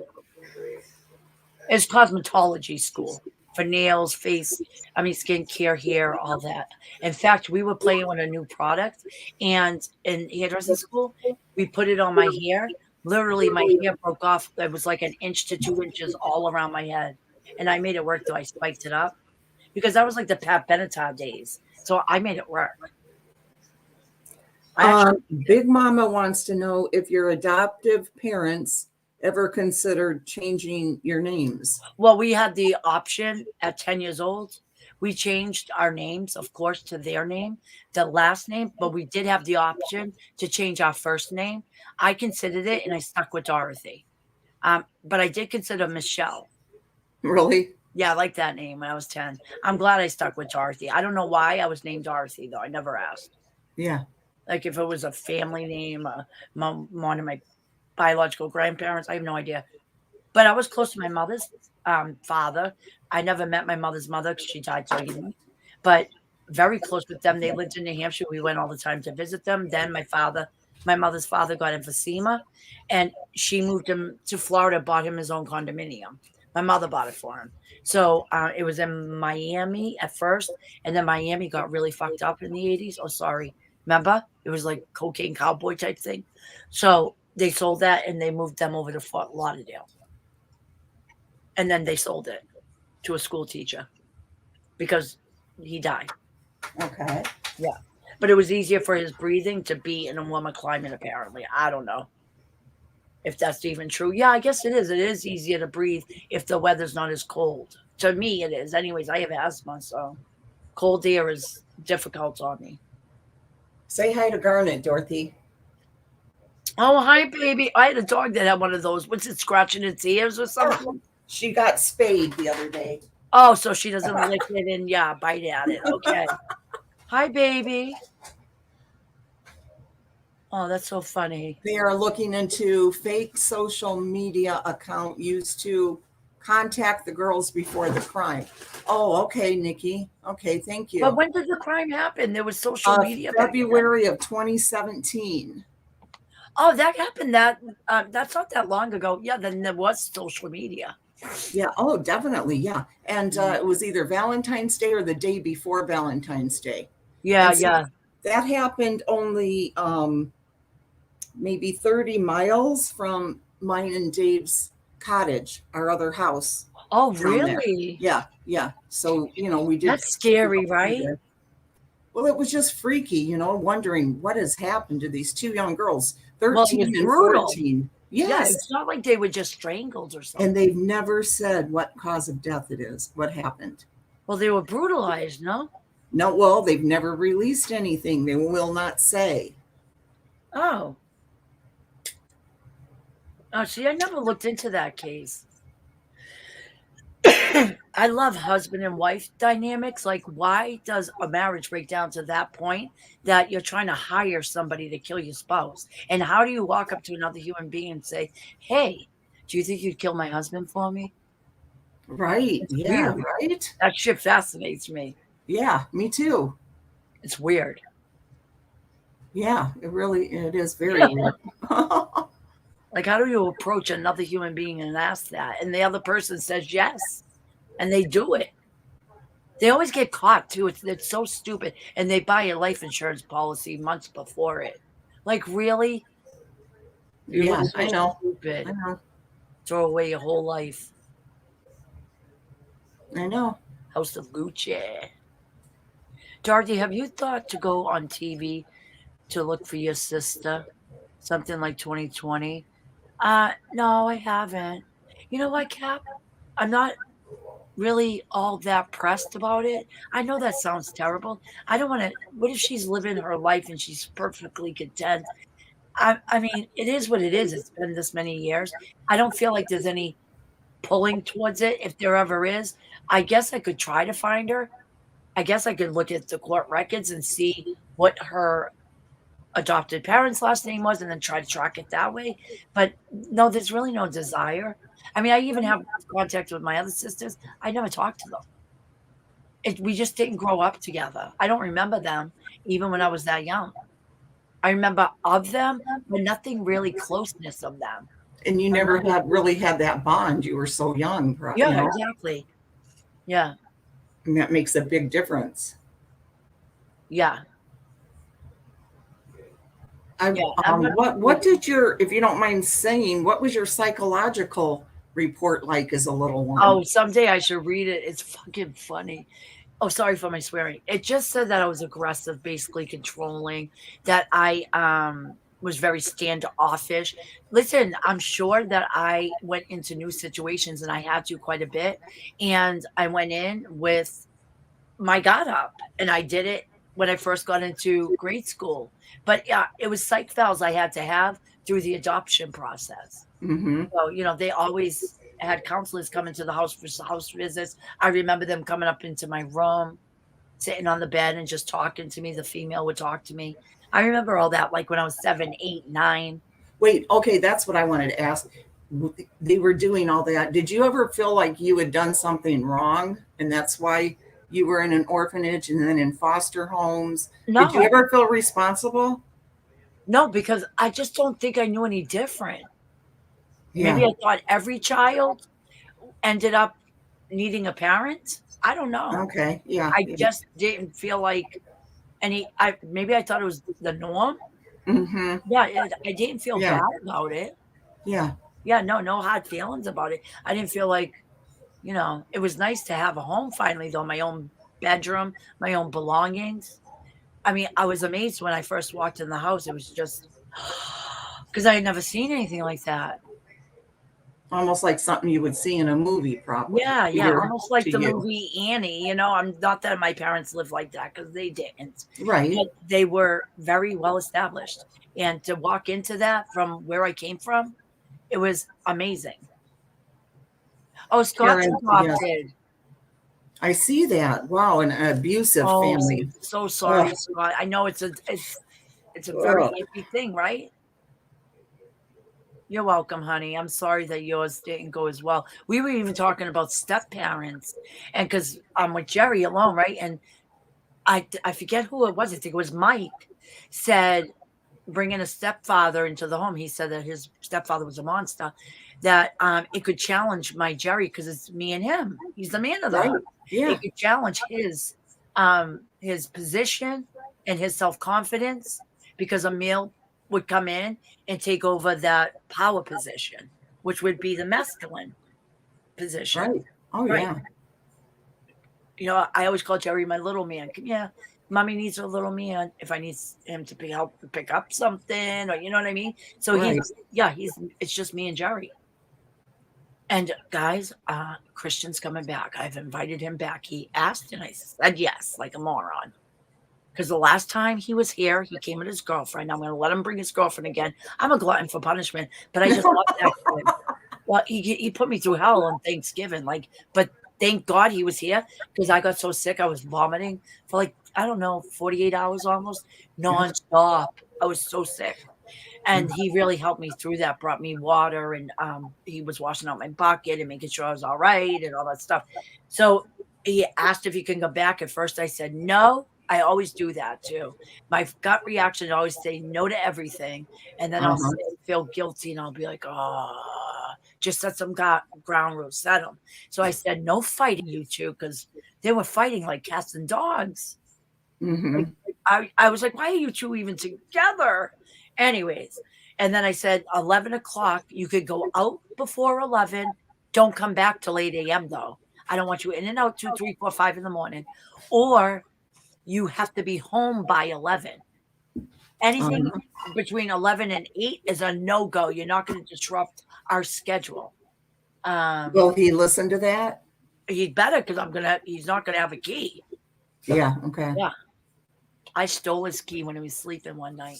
That's how I got the key away from him. He doesn't know that. He thinks he lost it. Yeah, he still to this day thinks he lost his key. I have it. I stole it. Sometimes you gotta play those positions. No, but I'm gonna I know I set the ground rules, and hopefully they'll do better. His girlfriend's nice, but they're bickering like crazy, and it's because of the substances. Right. Yep. You know? Oh yeah. Your sister-in-law gave her first child up for. Oh, really? I think doing that could be a very loving thing too. She located him 4 years ago. Didn't go well. Oh shit. Danielle said she hopes he's not listening. Oh no, he doesn't listen to me. He asked them never to contact him again. How'd your sister feel about that? Was she devastated? Some, I guess, adopted kids they feel like rejected, abandoned. How old was the child when your sister-in-law gave it up? Because that's important. So yeah, so you know how the first child feels, especially if she went on to have a family, and the first child didn't get to be raised with his biological family. That must be hurtful. I'm not really in a predicament like that. It's not like I was the only kid that didn't grow up with my mom, but she ended up having more kids, and she was a great mom to them. That would be hard. Oh Is she yeah. devastated? That would be devastating. Those are the sugar-free ones, I think. How did you find them? Wow, that's really interesting. Scooter. Oh, sorry. I was talking to Dave for a second. What? Dave, it's Dorothy's time. Dave, it's my time with two Scooter. Did you hear her? Not really, no. She goes, Dave, it's my time with two Scooter. It's Dorothy's time. No problem. Hi, Dave. All right. How are you, honey? Anything else, guys? Okay, Snow Remover says, do you remember, let's see here. Do you remember the feeling you had being given up? Well, I wasn't given up, Snow Remover. I was taken away by CPS. Here, let me get So I don't remember the day either. No. My files would be available to me, but I've never gone to get them because I don't want to read them. I don't have memories of the type of abuse, or was it just them using drugs and alcohol? So why would I want to read it? You know what I mean? What I don't know can't hurt me. See, I am a true believer in that. Ignorance is bliss. Don't go look for things that could be bad. Very true, Dorothy. Yeah. Be careful when you ask a question because you might not like the answer too. Oh, you're going to have to eat this one. I ripped it. Sorry. He had shoulder surgery, so he can't. He couldn't get that apart. So how long's the recovery time for that? Oh gosh, he's started therapy this week finally. Physical therapy. Yeah, physical therapy. He's wearing that sling thingy. Yeah, but is he doing his? He says they're trying to kill me, huh? Is he doing his exercises at home? He's doing the ones at home. Good. It'll be a kind of a long recovery, but it'll be okay in the end. Oh, yeah. Stop. He's going, I doubt it. You'll be okay, Dave. Dorothy says you'll be okay. Yeah. He's going, yeah. I'll make it. Easily distracted, said the sister-in-law was heartbroken, but she has 2 other kids and married the father. She was 16, Catholic family. Yeah, that's what they do. Wait, what? I'm confused. What? This is the one his sister-in-law had to give her first child up for adoption. And when she found the child, it didn't go well. He said, don't ever contact me again. Yeah. So she was devastated, he said. And he also said that she did go on to have 2 other kids, married the father. And the reason she gave the child up, she was only 16 and in a Catholic family. So yeah, that happens. Well, back before your time, Dorothy, I mean, you read stories and stuff, people in the 30s, 40s, 50s. Yeah, they got sent away to a home. Oh, yeah. Yeah, that was a very shameful They would thing. have the baby, they would take it from adoption, and then the young lady would return back, and they would say something like she was off in Europe or something. Yes. Like yes. the whole or thing the mother would raise it as her own child. Yeah. Sour Milk wants to know, what part of Boston did you come from, Dorothy? Right north of Boston, Revere, Massachusetts. That's where I grew up. The only reason I don't care about those details is because I've already been doxxed. My whole legal name's been put out, my address, a background check, threats to come to my house. This is the type of shit that happens on YouTube. People get that intrusive and obsessed over YouTube. It's not balanced behavior. It's not at all. Not We at should all. all be able to have an opinion and walk away from each other, agreeing to disagree or agree, whatever it is. Yes. That was people just love fighting on here, and they love saying the most outrageous things without critical, ugly things, hateful things that somebody wouldn't say to your face. Because I guarantee you, if somebody was in my face, they wouldn't say half the shit they say to me. Bridget is here. She's watching from the beginning. She said she's so tickled about the computer issues. Oh yeah, when the launch went wrong, we were in 2 separate lives. We were over there waiting. I'm like, where is she? I even typed, don't worry guys, I'm gonna call her right now. And that's when I called you, and you were like, where are you? I'm like, we're over here waiting. It was me and like 25 people. It was funny. You grew up in East Boston. I worked at Logan International Airport for 10 years for Massport. You used to go to Revere Beach, of course. Kelly's. Kelly, the Milano's deli. Oh, their prosciutto. Oh, just kill me right now. Boy, the food sounds so good. Amazing. And they put these roasted red peppers on it with some olive oil. Oh my God. And mozzarella. Fresh homemade mozzarella. Oh, you just die. With bread, Italian bread. Oh, it's fascinating. I would love to go over there right now.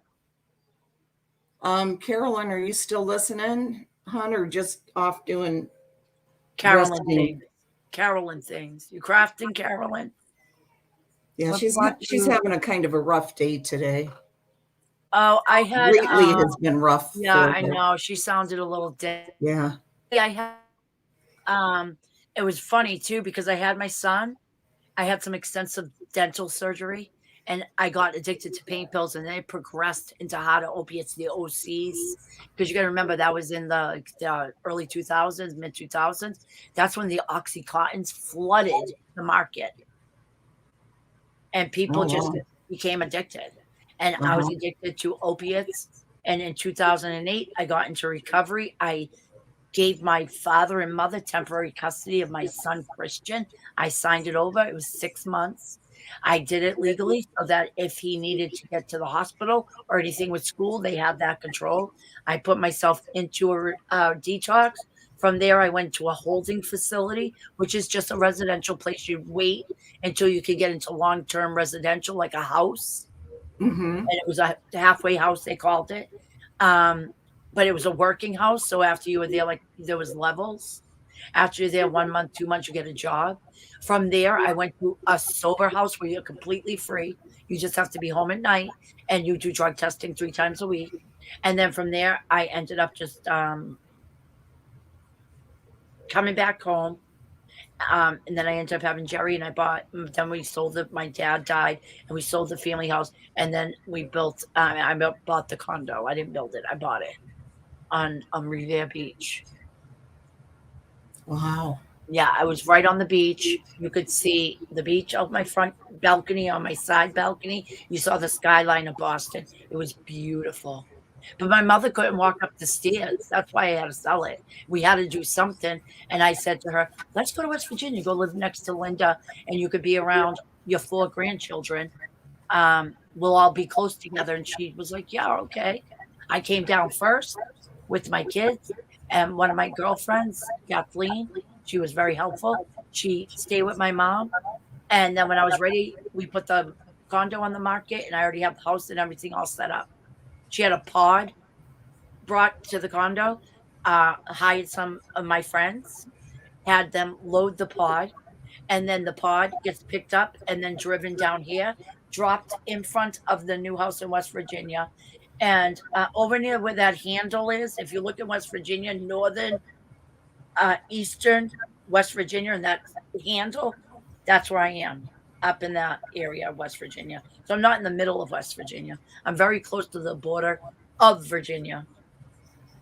Oh, yeah, that would be funny. Sorry, Dorothy, but Casey Rex says, kind of off topic, but does Dorothy have any funny fish out of the water stories about living in West Virginia?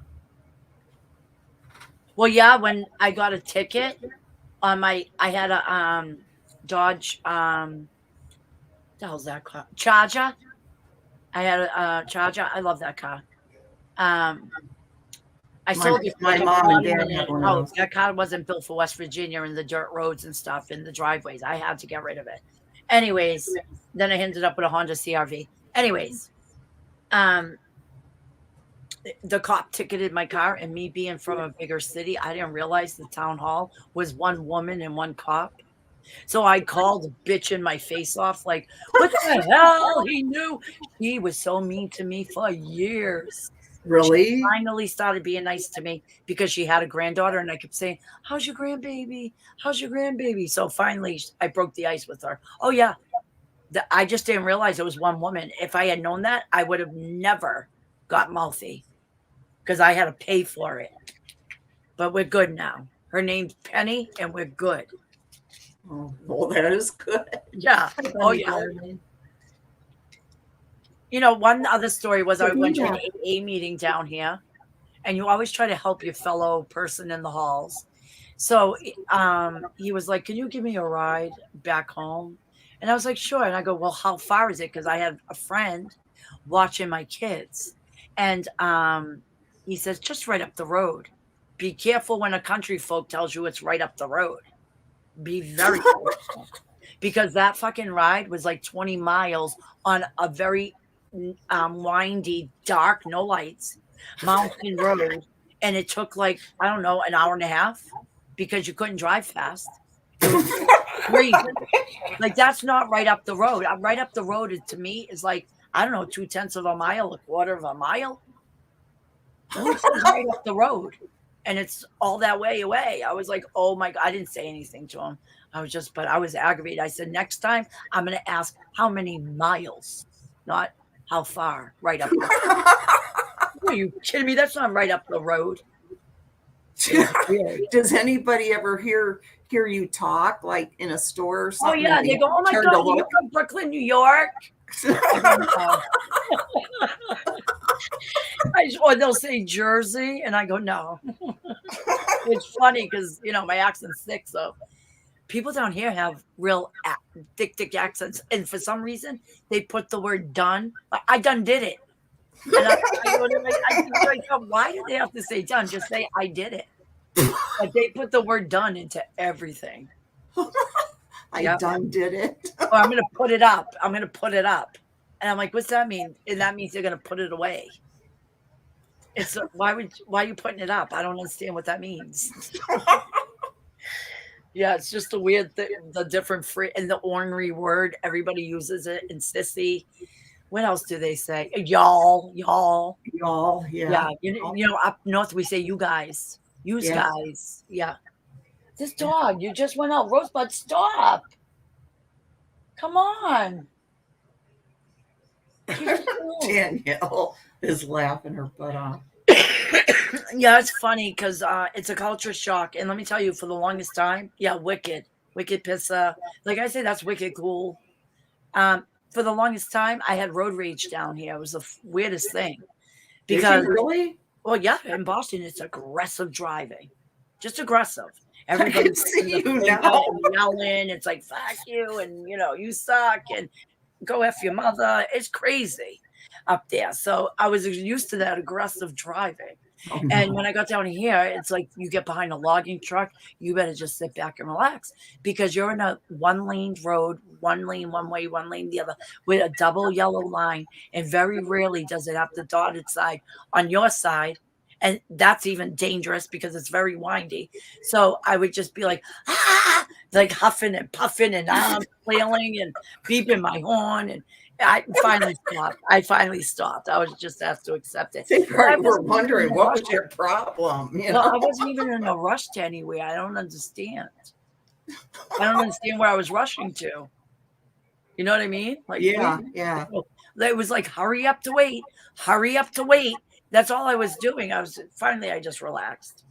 And nobody keeps time down here, and tidiness is my biggest pet peeve. I never keep anybody waiting. I'm always 15 minutes early. Uh-huh. I just can't stand tardiness. I'm never late for anything, and I expect people to meet me on time. So that's why you called me and terrified me to death. Yeah, well, I was like, where the hell is she? This is rude. No, I mean before, like an hour before, you're like, Well, I okay, needed to know, now, what are we doing? Like, don't be late. yeah, well, I just think it's rude. Even when I start my lives, one time I was like 30 seconds or almost a minute, and I was like, I just made it on time, thank God. Like it hadn't clicked to the 01 yet. Because I Uh-huh. find it rude to keep subscribers waiting. If you're gonna It start your is. live at a It certain is. time, you should do it at that time. Have you ever gone in waiting and they change it to a I half an hate hour, that. 20 minutes ahead while you're sitting Yes. there? That's rude. I'm gonna Yes. unsubscribe and skedaddle. And I have done that here, Yeah. Dorothy, because I Well, it's too don't scooty. realize how long it's going to take me to like Do go to the something. bathroom and stuff like that, you know, and I'll just set a time and Yeah, then well, I'll look and I'll be like, ah, you well, know, I so get I'm that. trying to Like be better. I bathroom. don't want to be like that. I Yeah, think well, that's just awful. don't launch your live until you're ready. You don't have to Yeah. preset it. Right. That's what I Yep. do. Because what if Jerry distracts me or one of my dogs or something happens? I just do it when I'm ready. Once in a while, I'll pre-schedule it if I know for sure. Like the one I did with Jura, I pre-scheduled because I already had it planned, and we I knew still the have time. to watch that one. I don't know who, I mean, I see Oh, jurors you're a gonna know the lot. players too, Scooter. You've been around YouTube for a while. I'll know them. I'll know who you You'll guys are know them. talking It about. starts out of AD's channel, and then all of that nonsense from the Watts case. Everybody that touched that case ended up fighting. It was toxic.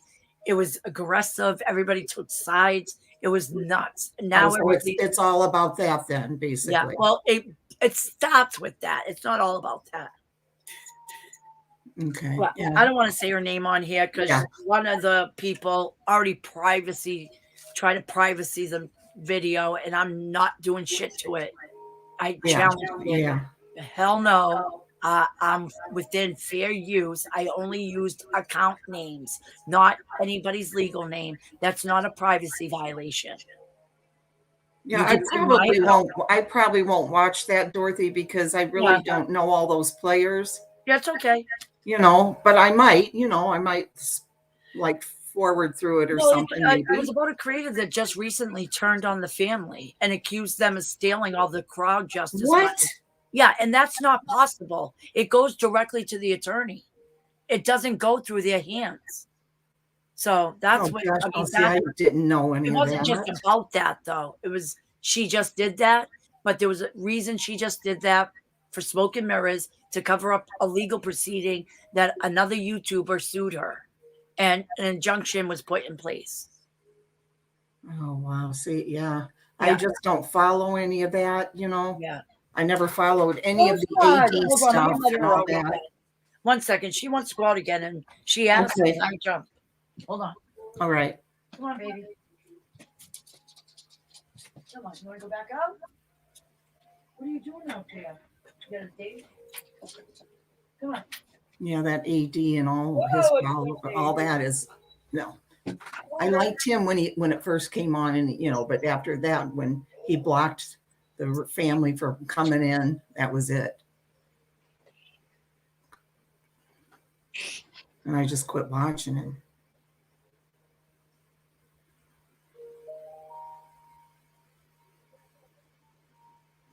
Did I show you guys? Some of you weren't here.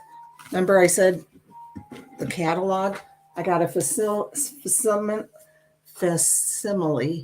of the Sears Christmas wish book. I'm Sorry. excited. 1942. So we're going to be doing that. Tracy Cross. I know All right. Tracy Cross is going to love this. Anything else, ladies and gents? Not unless somebody else has something. Excuse me, yeah, because it's been 2 hours. It's cool looking, yeah. Hi, Yeah. Anna. Yeah, see, well, I hope I hit good details. And if anybody poses, oh, what is that? I ordered for my story time and vintage stuff. Look, can you see I like it, Dorothy? it. Sears Christmas wish book from 1942. Do you do those on a specific day of the week in time? No, just whenever I feel like it. I like it. Okay. Because I tried to got get it some today. I'm so excited to go through it. You know? Oh, good. I love all this kind of stuff. Look at the back of it. I know. You show those old magazines. It looks like one of those Norman Rockwell paintings. They're just so beautiful. The advertisements, they put work into those. Don't they? Yeah. So this is going to be great. Yes, Muka. I still talk to friends from up there. That's why I have a very small Facebook. It's only got 150 friends, and it's just so I can put pictures. Of course, some creep from YouTube doxed me and gave it out, and a channel was created with some of my Facebook posts. That's just how people are. But yeah, I do have a very small, it's only 150 people on it, and it's so I could talk to people from Boston and people I met down in West Virginia, because I've met some amazing people down here. Great people. Yeah, that's nice, Scoot. I'm excited for that. Thank you, everybody. A lot of these are Dorothy's subscribers, and everybody really likes you, Dorothy. Oh, thank you. You know, and very cool story, your story.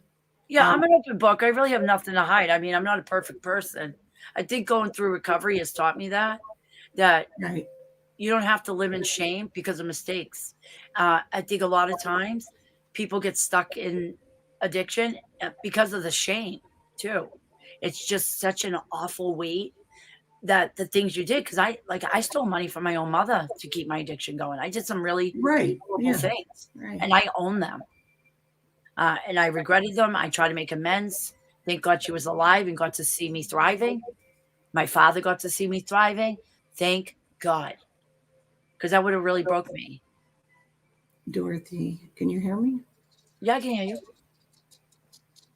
I don't want Isaiah to hear me, but his biological father's a heroin addict. I can't hear you. Oh, never mind. Never mind. Okay. You can tell me later. Yeah, he's an addict, his father, my grandson's. Oh, I know what you're saying. Yeah. Okay. Supposedly he's been wanting to get a hold of Isaiah lately. He's been messaging me and asking me to give him his number and all that. Says he didn't tell me if he's clean or not. Well, talk to me privately, because no matter where he is in the country, I could help find resources.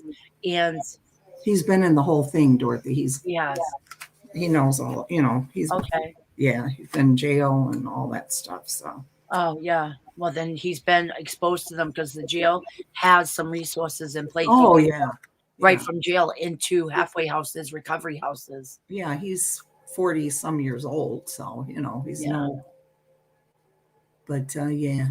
Yeah, well, it took me but I didn't start using drugs, guys. You're gonna die, until I was like 31, and I think it was because of postpartum and the dental work, and they gave me energy, and they made me feel good. So yeah, I had just had Christian.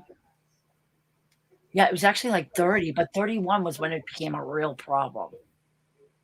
So it was. You are a very strong person, Dorothy. It takes a strong person to do what you do, and a love for yourself and for your children that you would do that. Yeah, but you know that I would know what to do with my own child, and I don't. There's no right or wrong answer. It's the person has It's to the person. He doesn't want to get clean. He is Right. enjoying it. That's what he tells me. I'm not ready, Mom. I'm having fun. What am I supposed to say to that? Okay, well, just I want to make sure he's safe and he gets through it. So not right now. I'm in like a harm reduction mode to Yeah. try to keep him alive. You know what I mean? So I understand. Yeah, I understand. I Yeah. invited him back because I'd rather keep my eye on him. I got Narcan in the house. I will Narcan that kid. He'll wake up and kill me, right?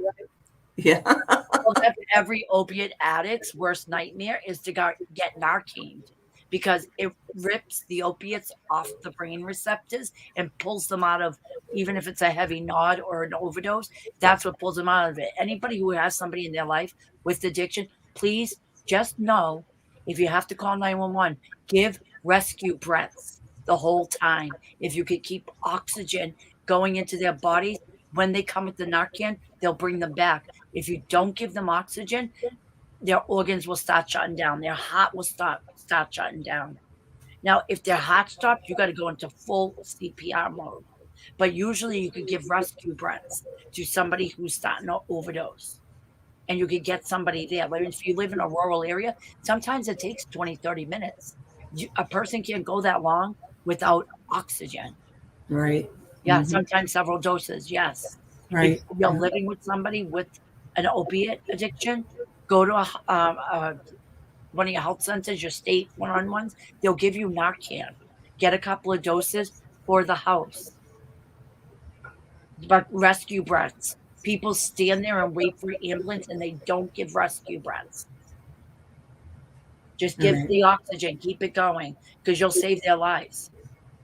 Mm-hmm. You know? It's disgusting when you hear some people saying, why are they wasting Narcan? Just let them die.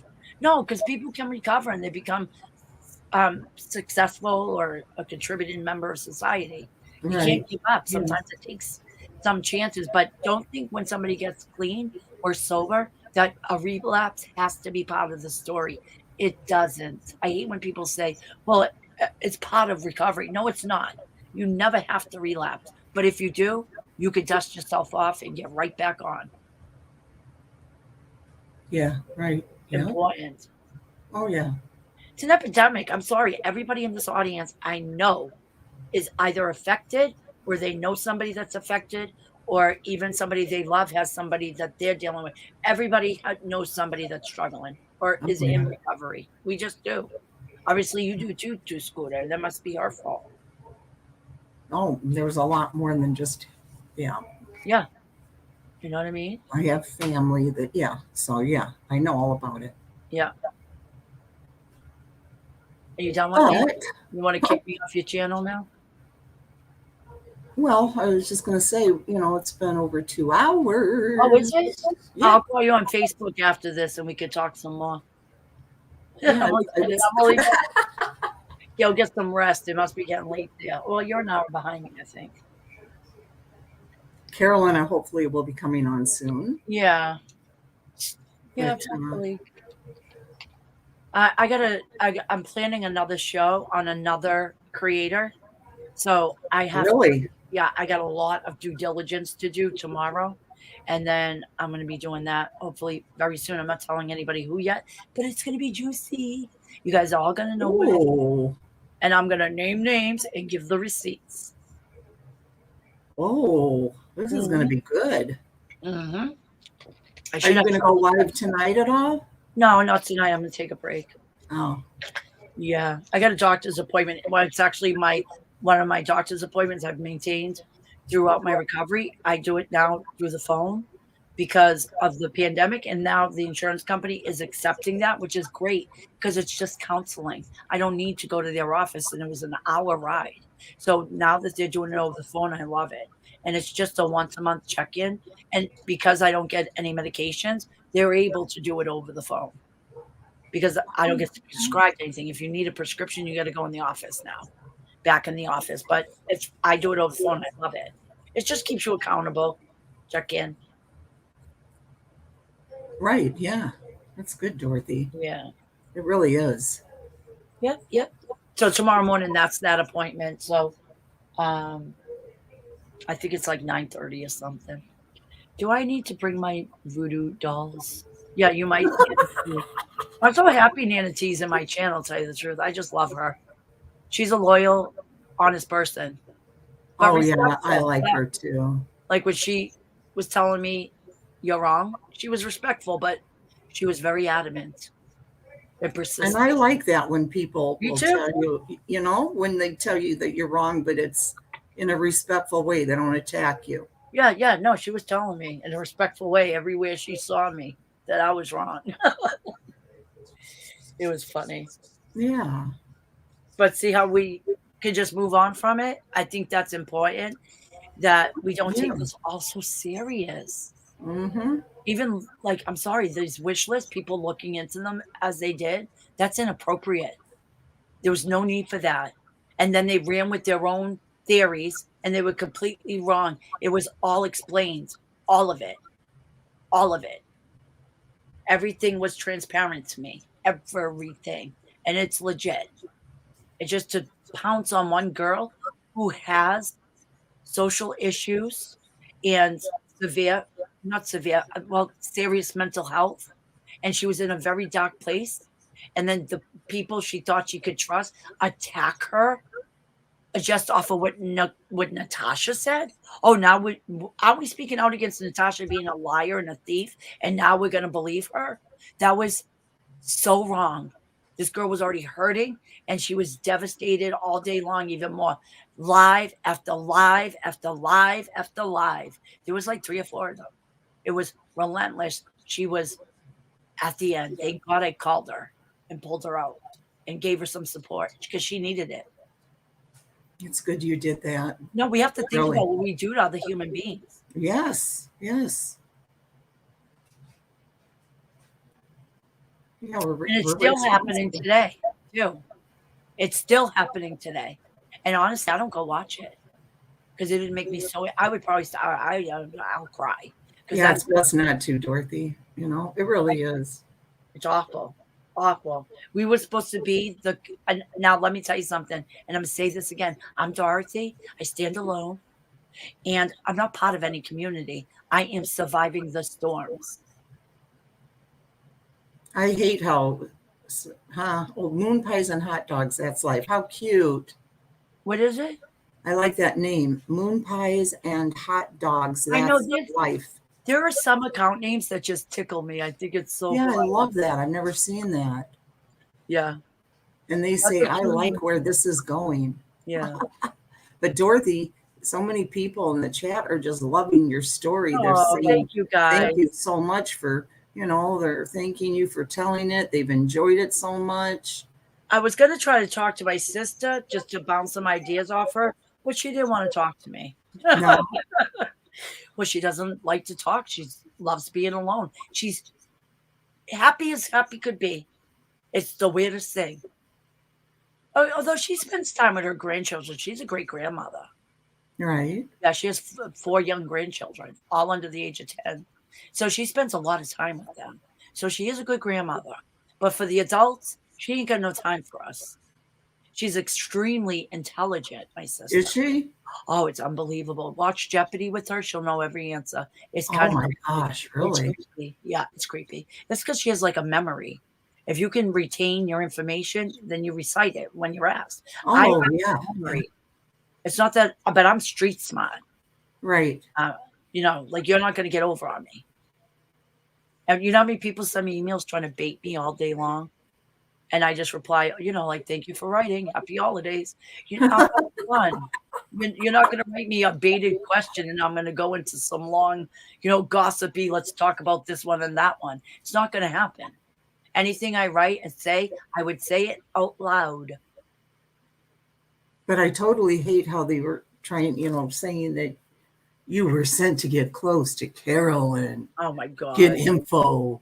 I don't think they realized that Carolyn and I already knew each other. We had one little hiccup over the flying squirrel. Is the flying squirrel still at her house? Oh, yeah. That's, yeah. What did they name the squirrel? Rocky. Rocky the squirrel. Hey, Kevin. Kevin's at the start now. Hey, Kevin, I'm going to grab my dog. Hold on, because she's whining. These dogs are high maintenance. You are right, Henny. That's smart. Don't partake in these fights. Bunny, darling, Greg, help me, Rhonda. Jackie Burns.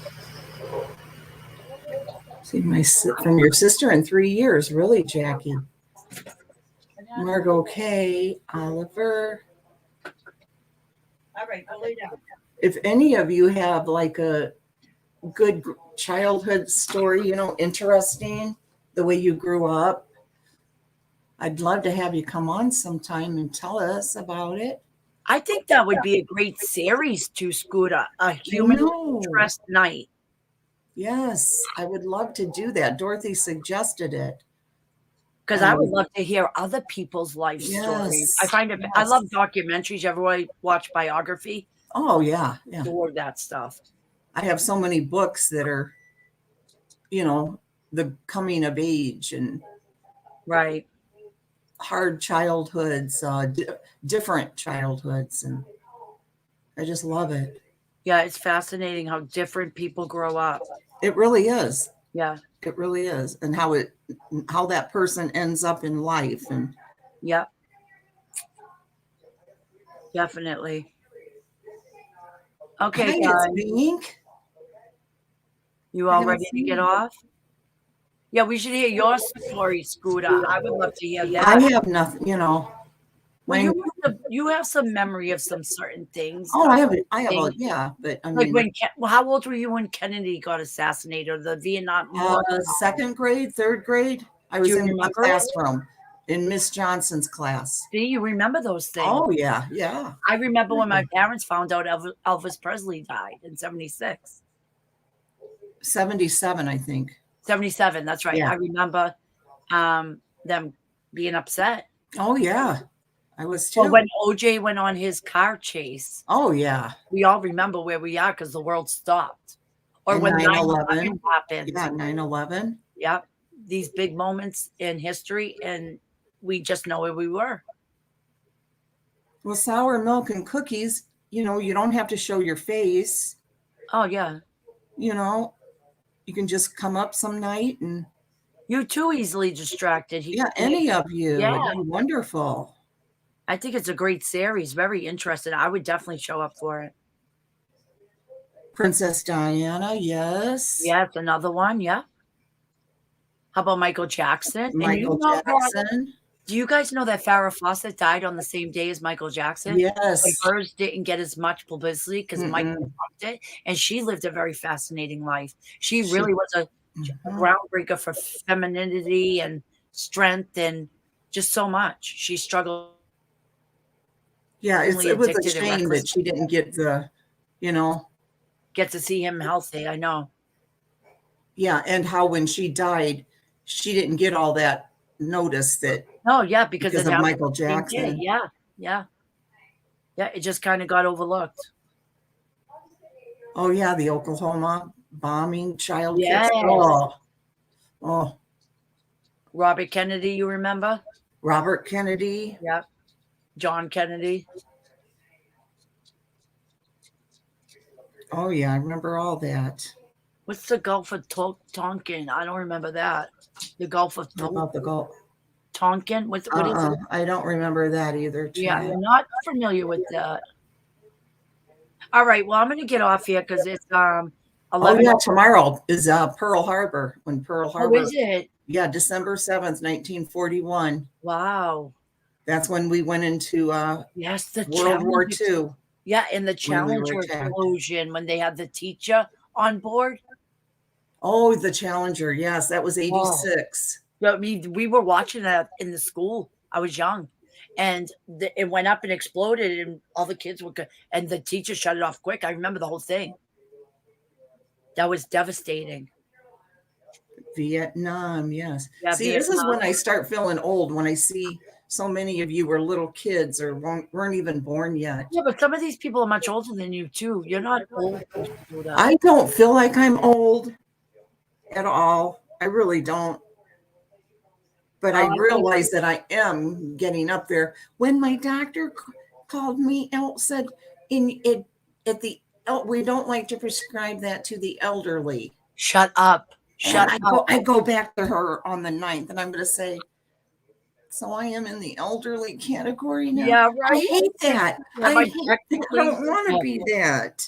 It's all right. Enjoy every phase of your life, because when you're young, but enjoy it. It's time to relax and just. I know.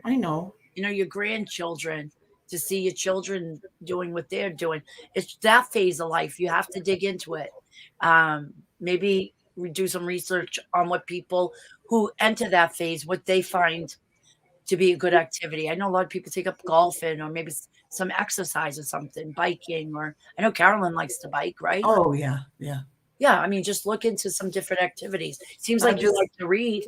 Oh, I love to read. So that's interesting. That's good. Oh, yeah. I think you're fascinating. Oh, I think you are. Duh. No. Look at Moo. She said, "Filling old scooter, hold my beer." Oh, Scoot. We'll give you some Depends undergarments, okay? We need a GoFundMe, PayPal for the Depends. Anyone? Oh, that's too funny. Well, I'm going to get off here, guys. Bye. Dorothy, thank you so much. And Bye, we're going to do California Thunder too. She's going to show us her collection. We need to get together, California Thunder, and then somebody else, please contact me. Where's your email so they can contact you? Is it in your about section? It is. Yeah, it Good. is. Okay. Yeah, guys, let's try and get in touch with Two Scooter and every week do some human interest. It could even be just, I'm going to do a pet show. I already have like 10 applicants, so I'm ready to. I need to send you some, Dorothy. Please. Some videos. Anybody who wants to send me a video or pictures of the pets and a cute little story of like one of their quirky habits, I'm going to do a night where I just show them all and we'll have some fun and we'll laugh. Maybe I'll get a picture of my boy dog humping my girl dog. Because you guys always have to hear me yell or get off her. Oh my God. And every single live, I'm yelling, get off her, buddy. Oh, it's nuts. All right, guys. Joel, come on up sometime and tell us. Okay? All right, guys, we'll let Dorothy go. And bye, everyone. Thank you guys so much. I appreciate it so much. Love you too, Scoots. Love you, Dorothy. Bye.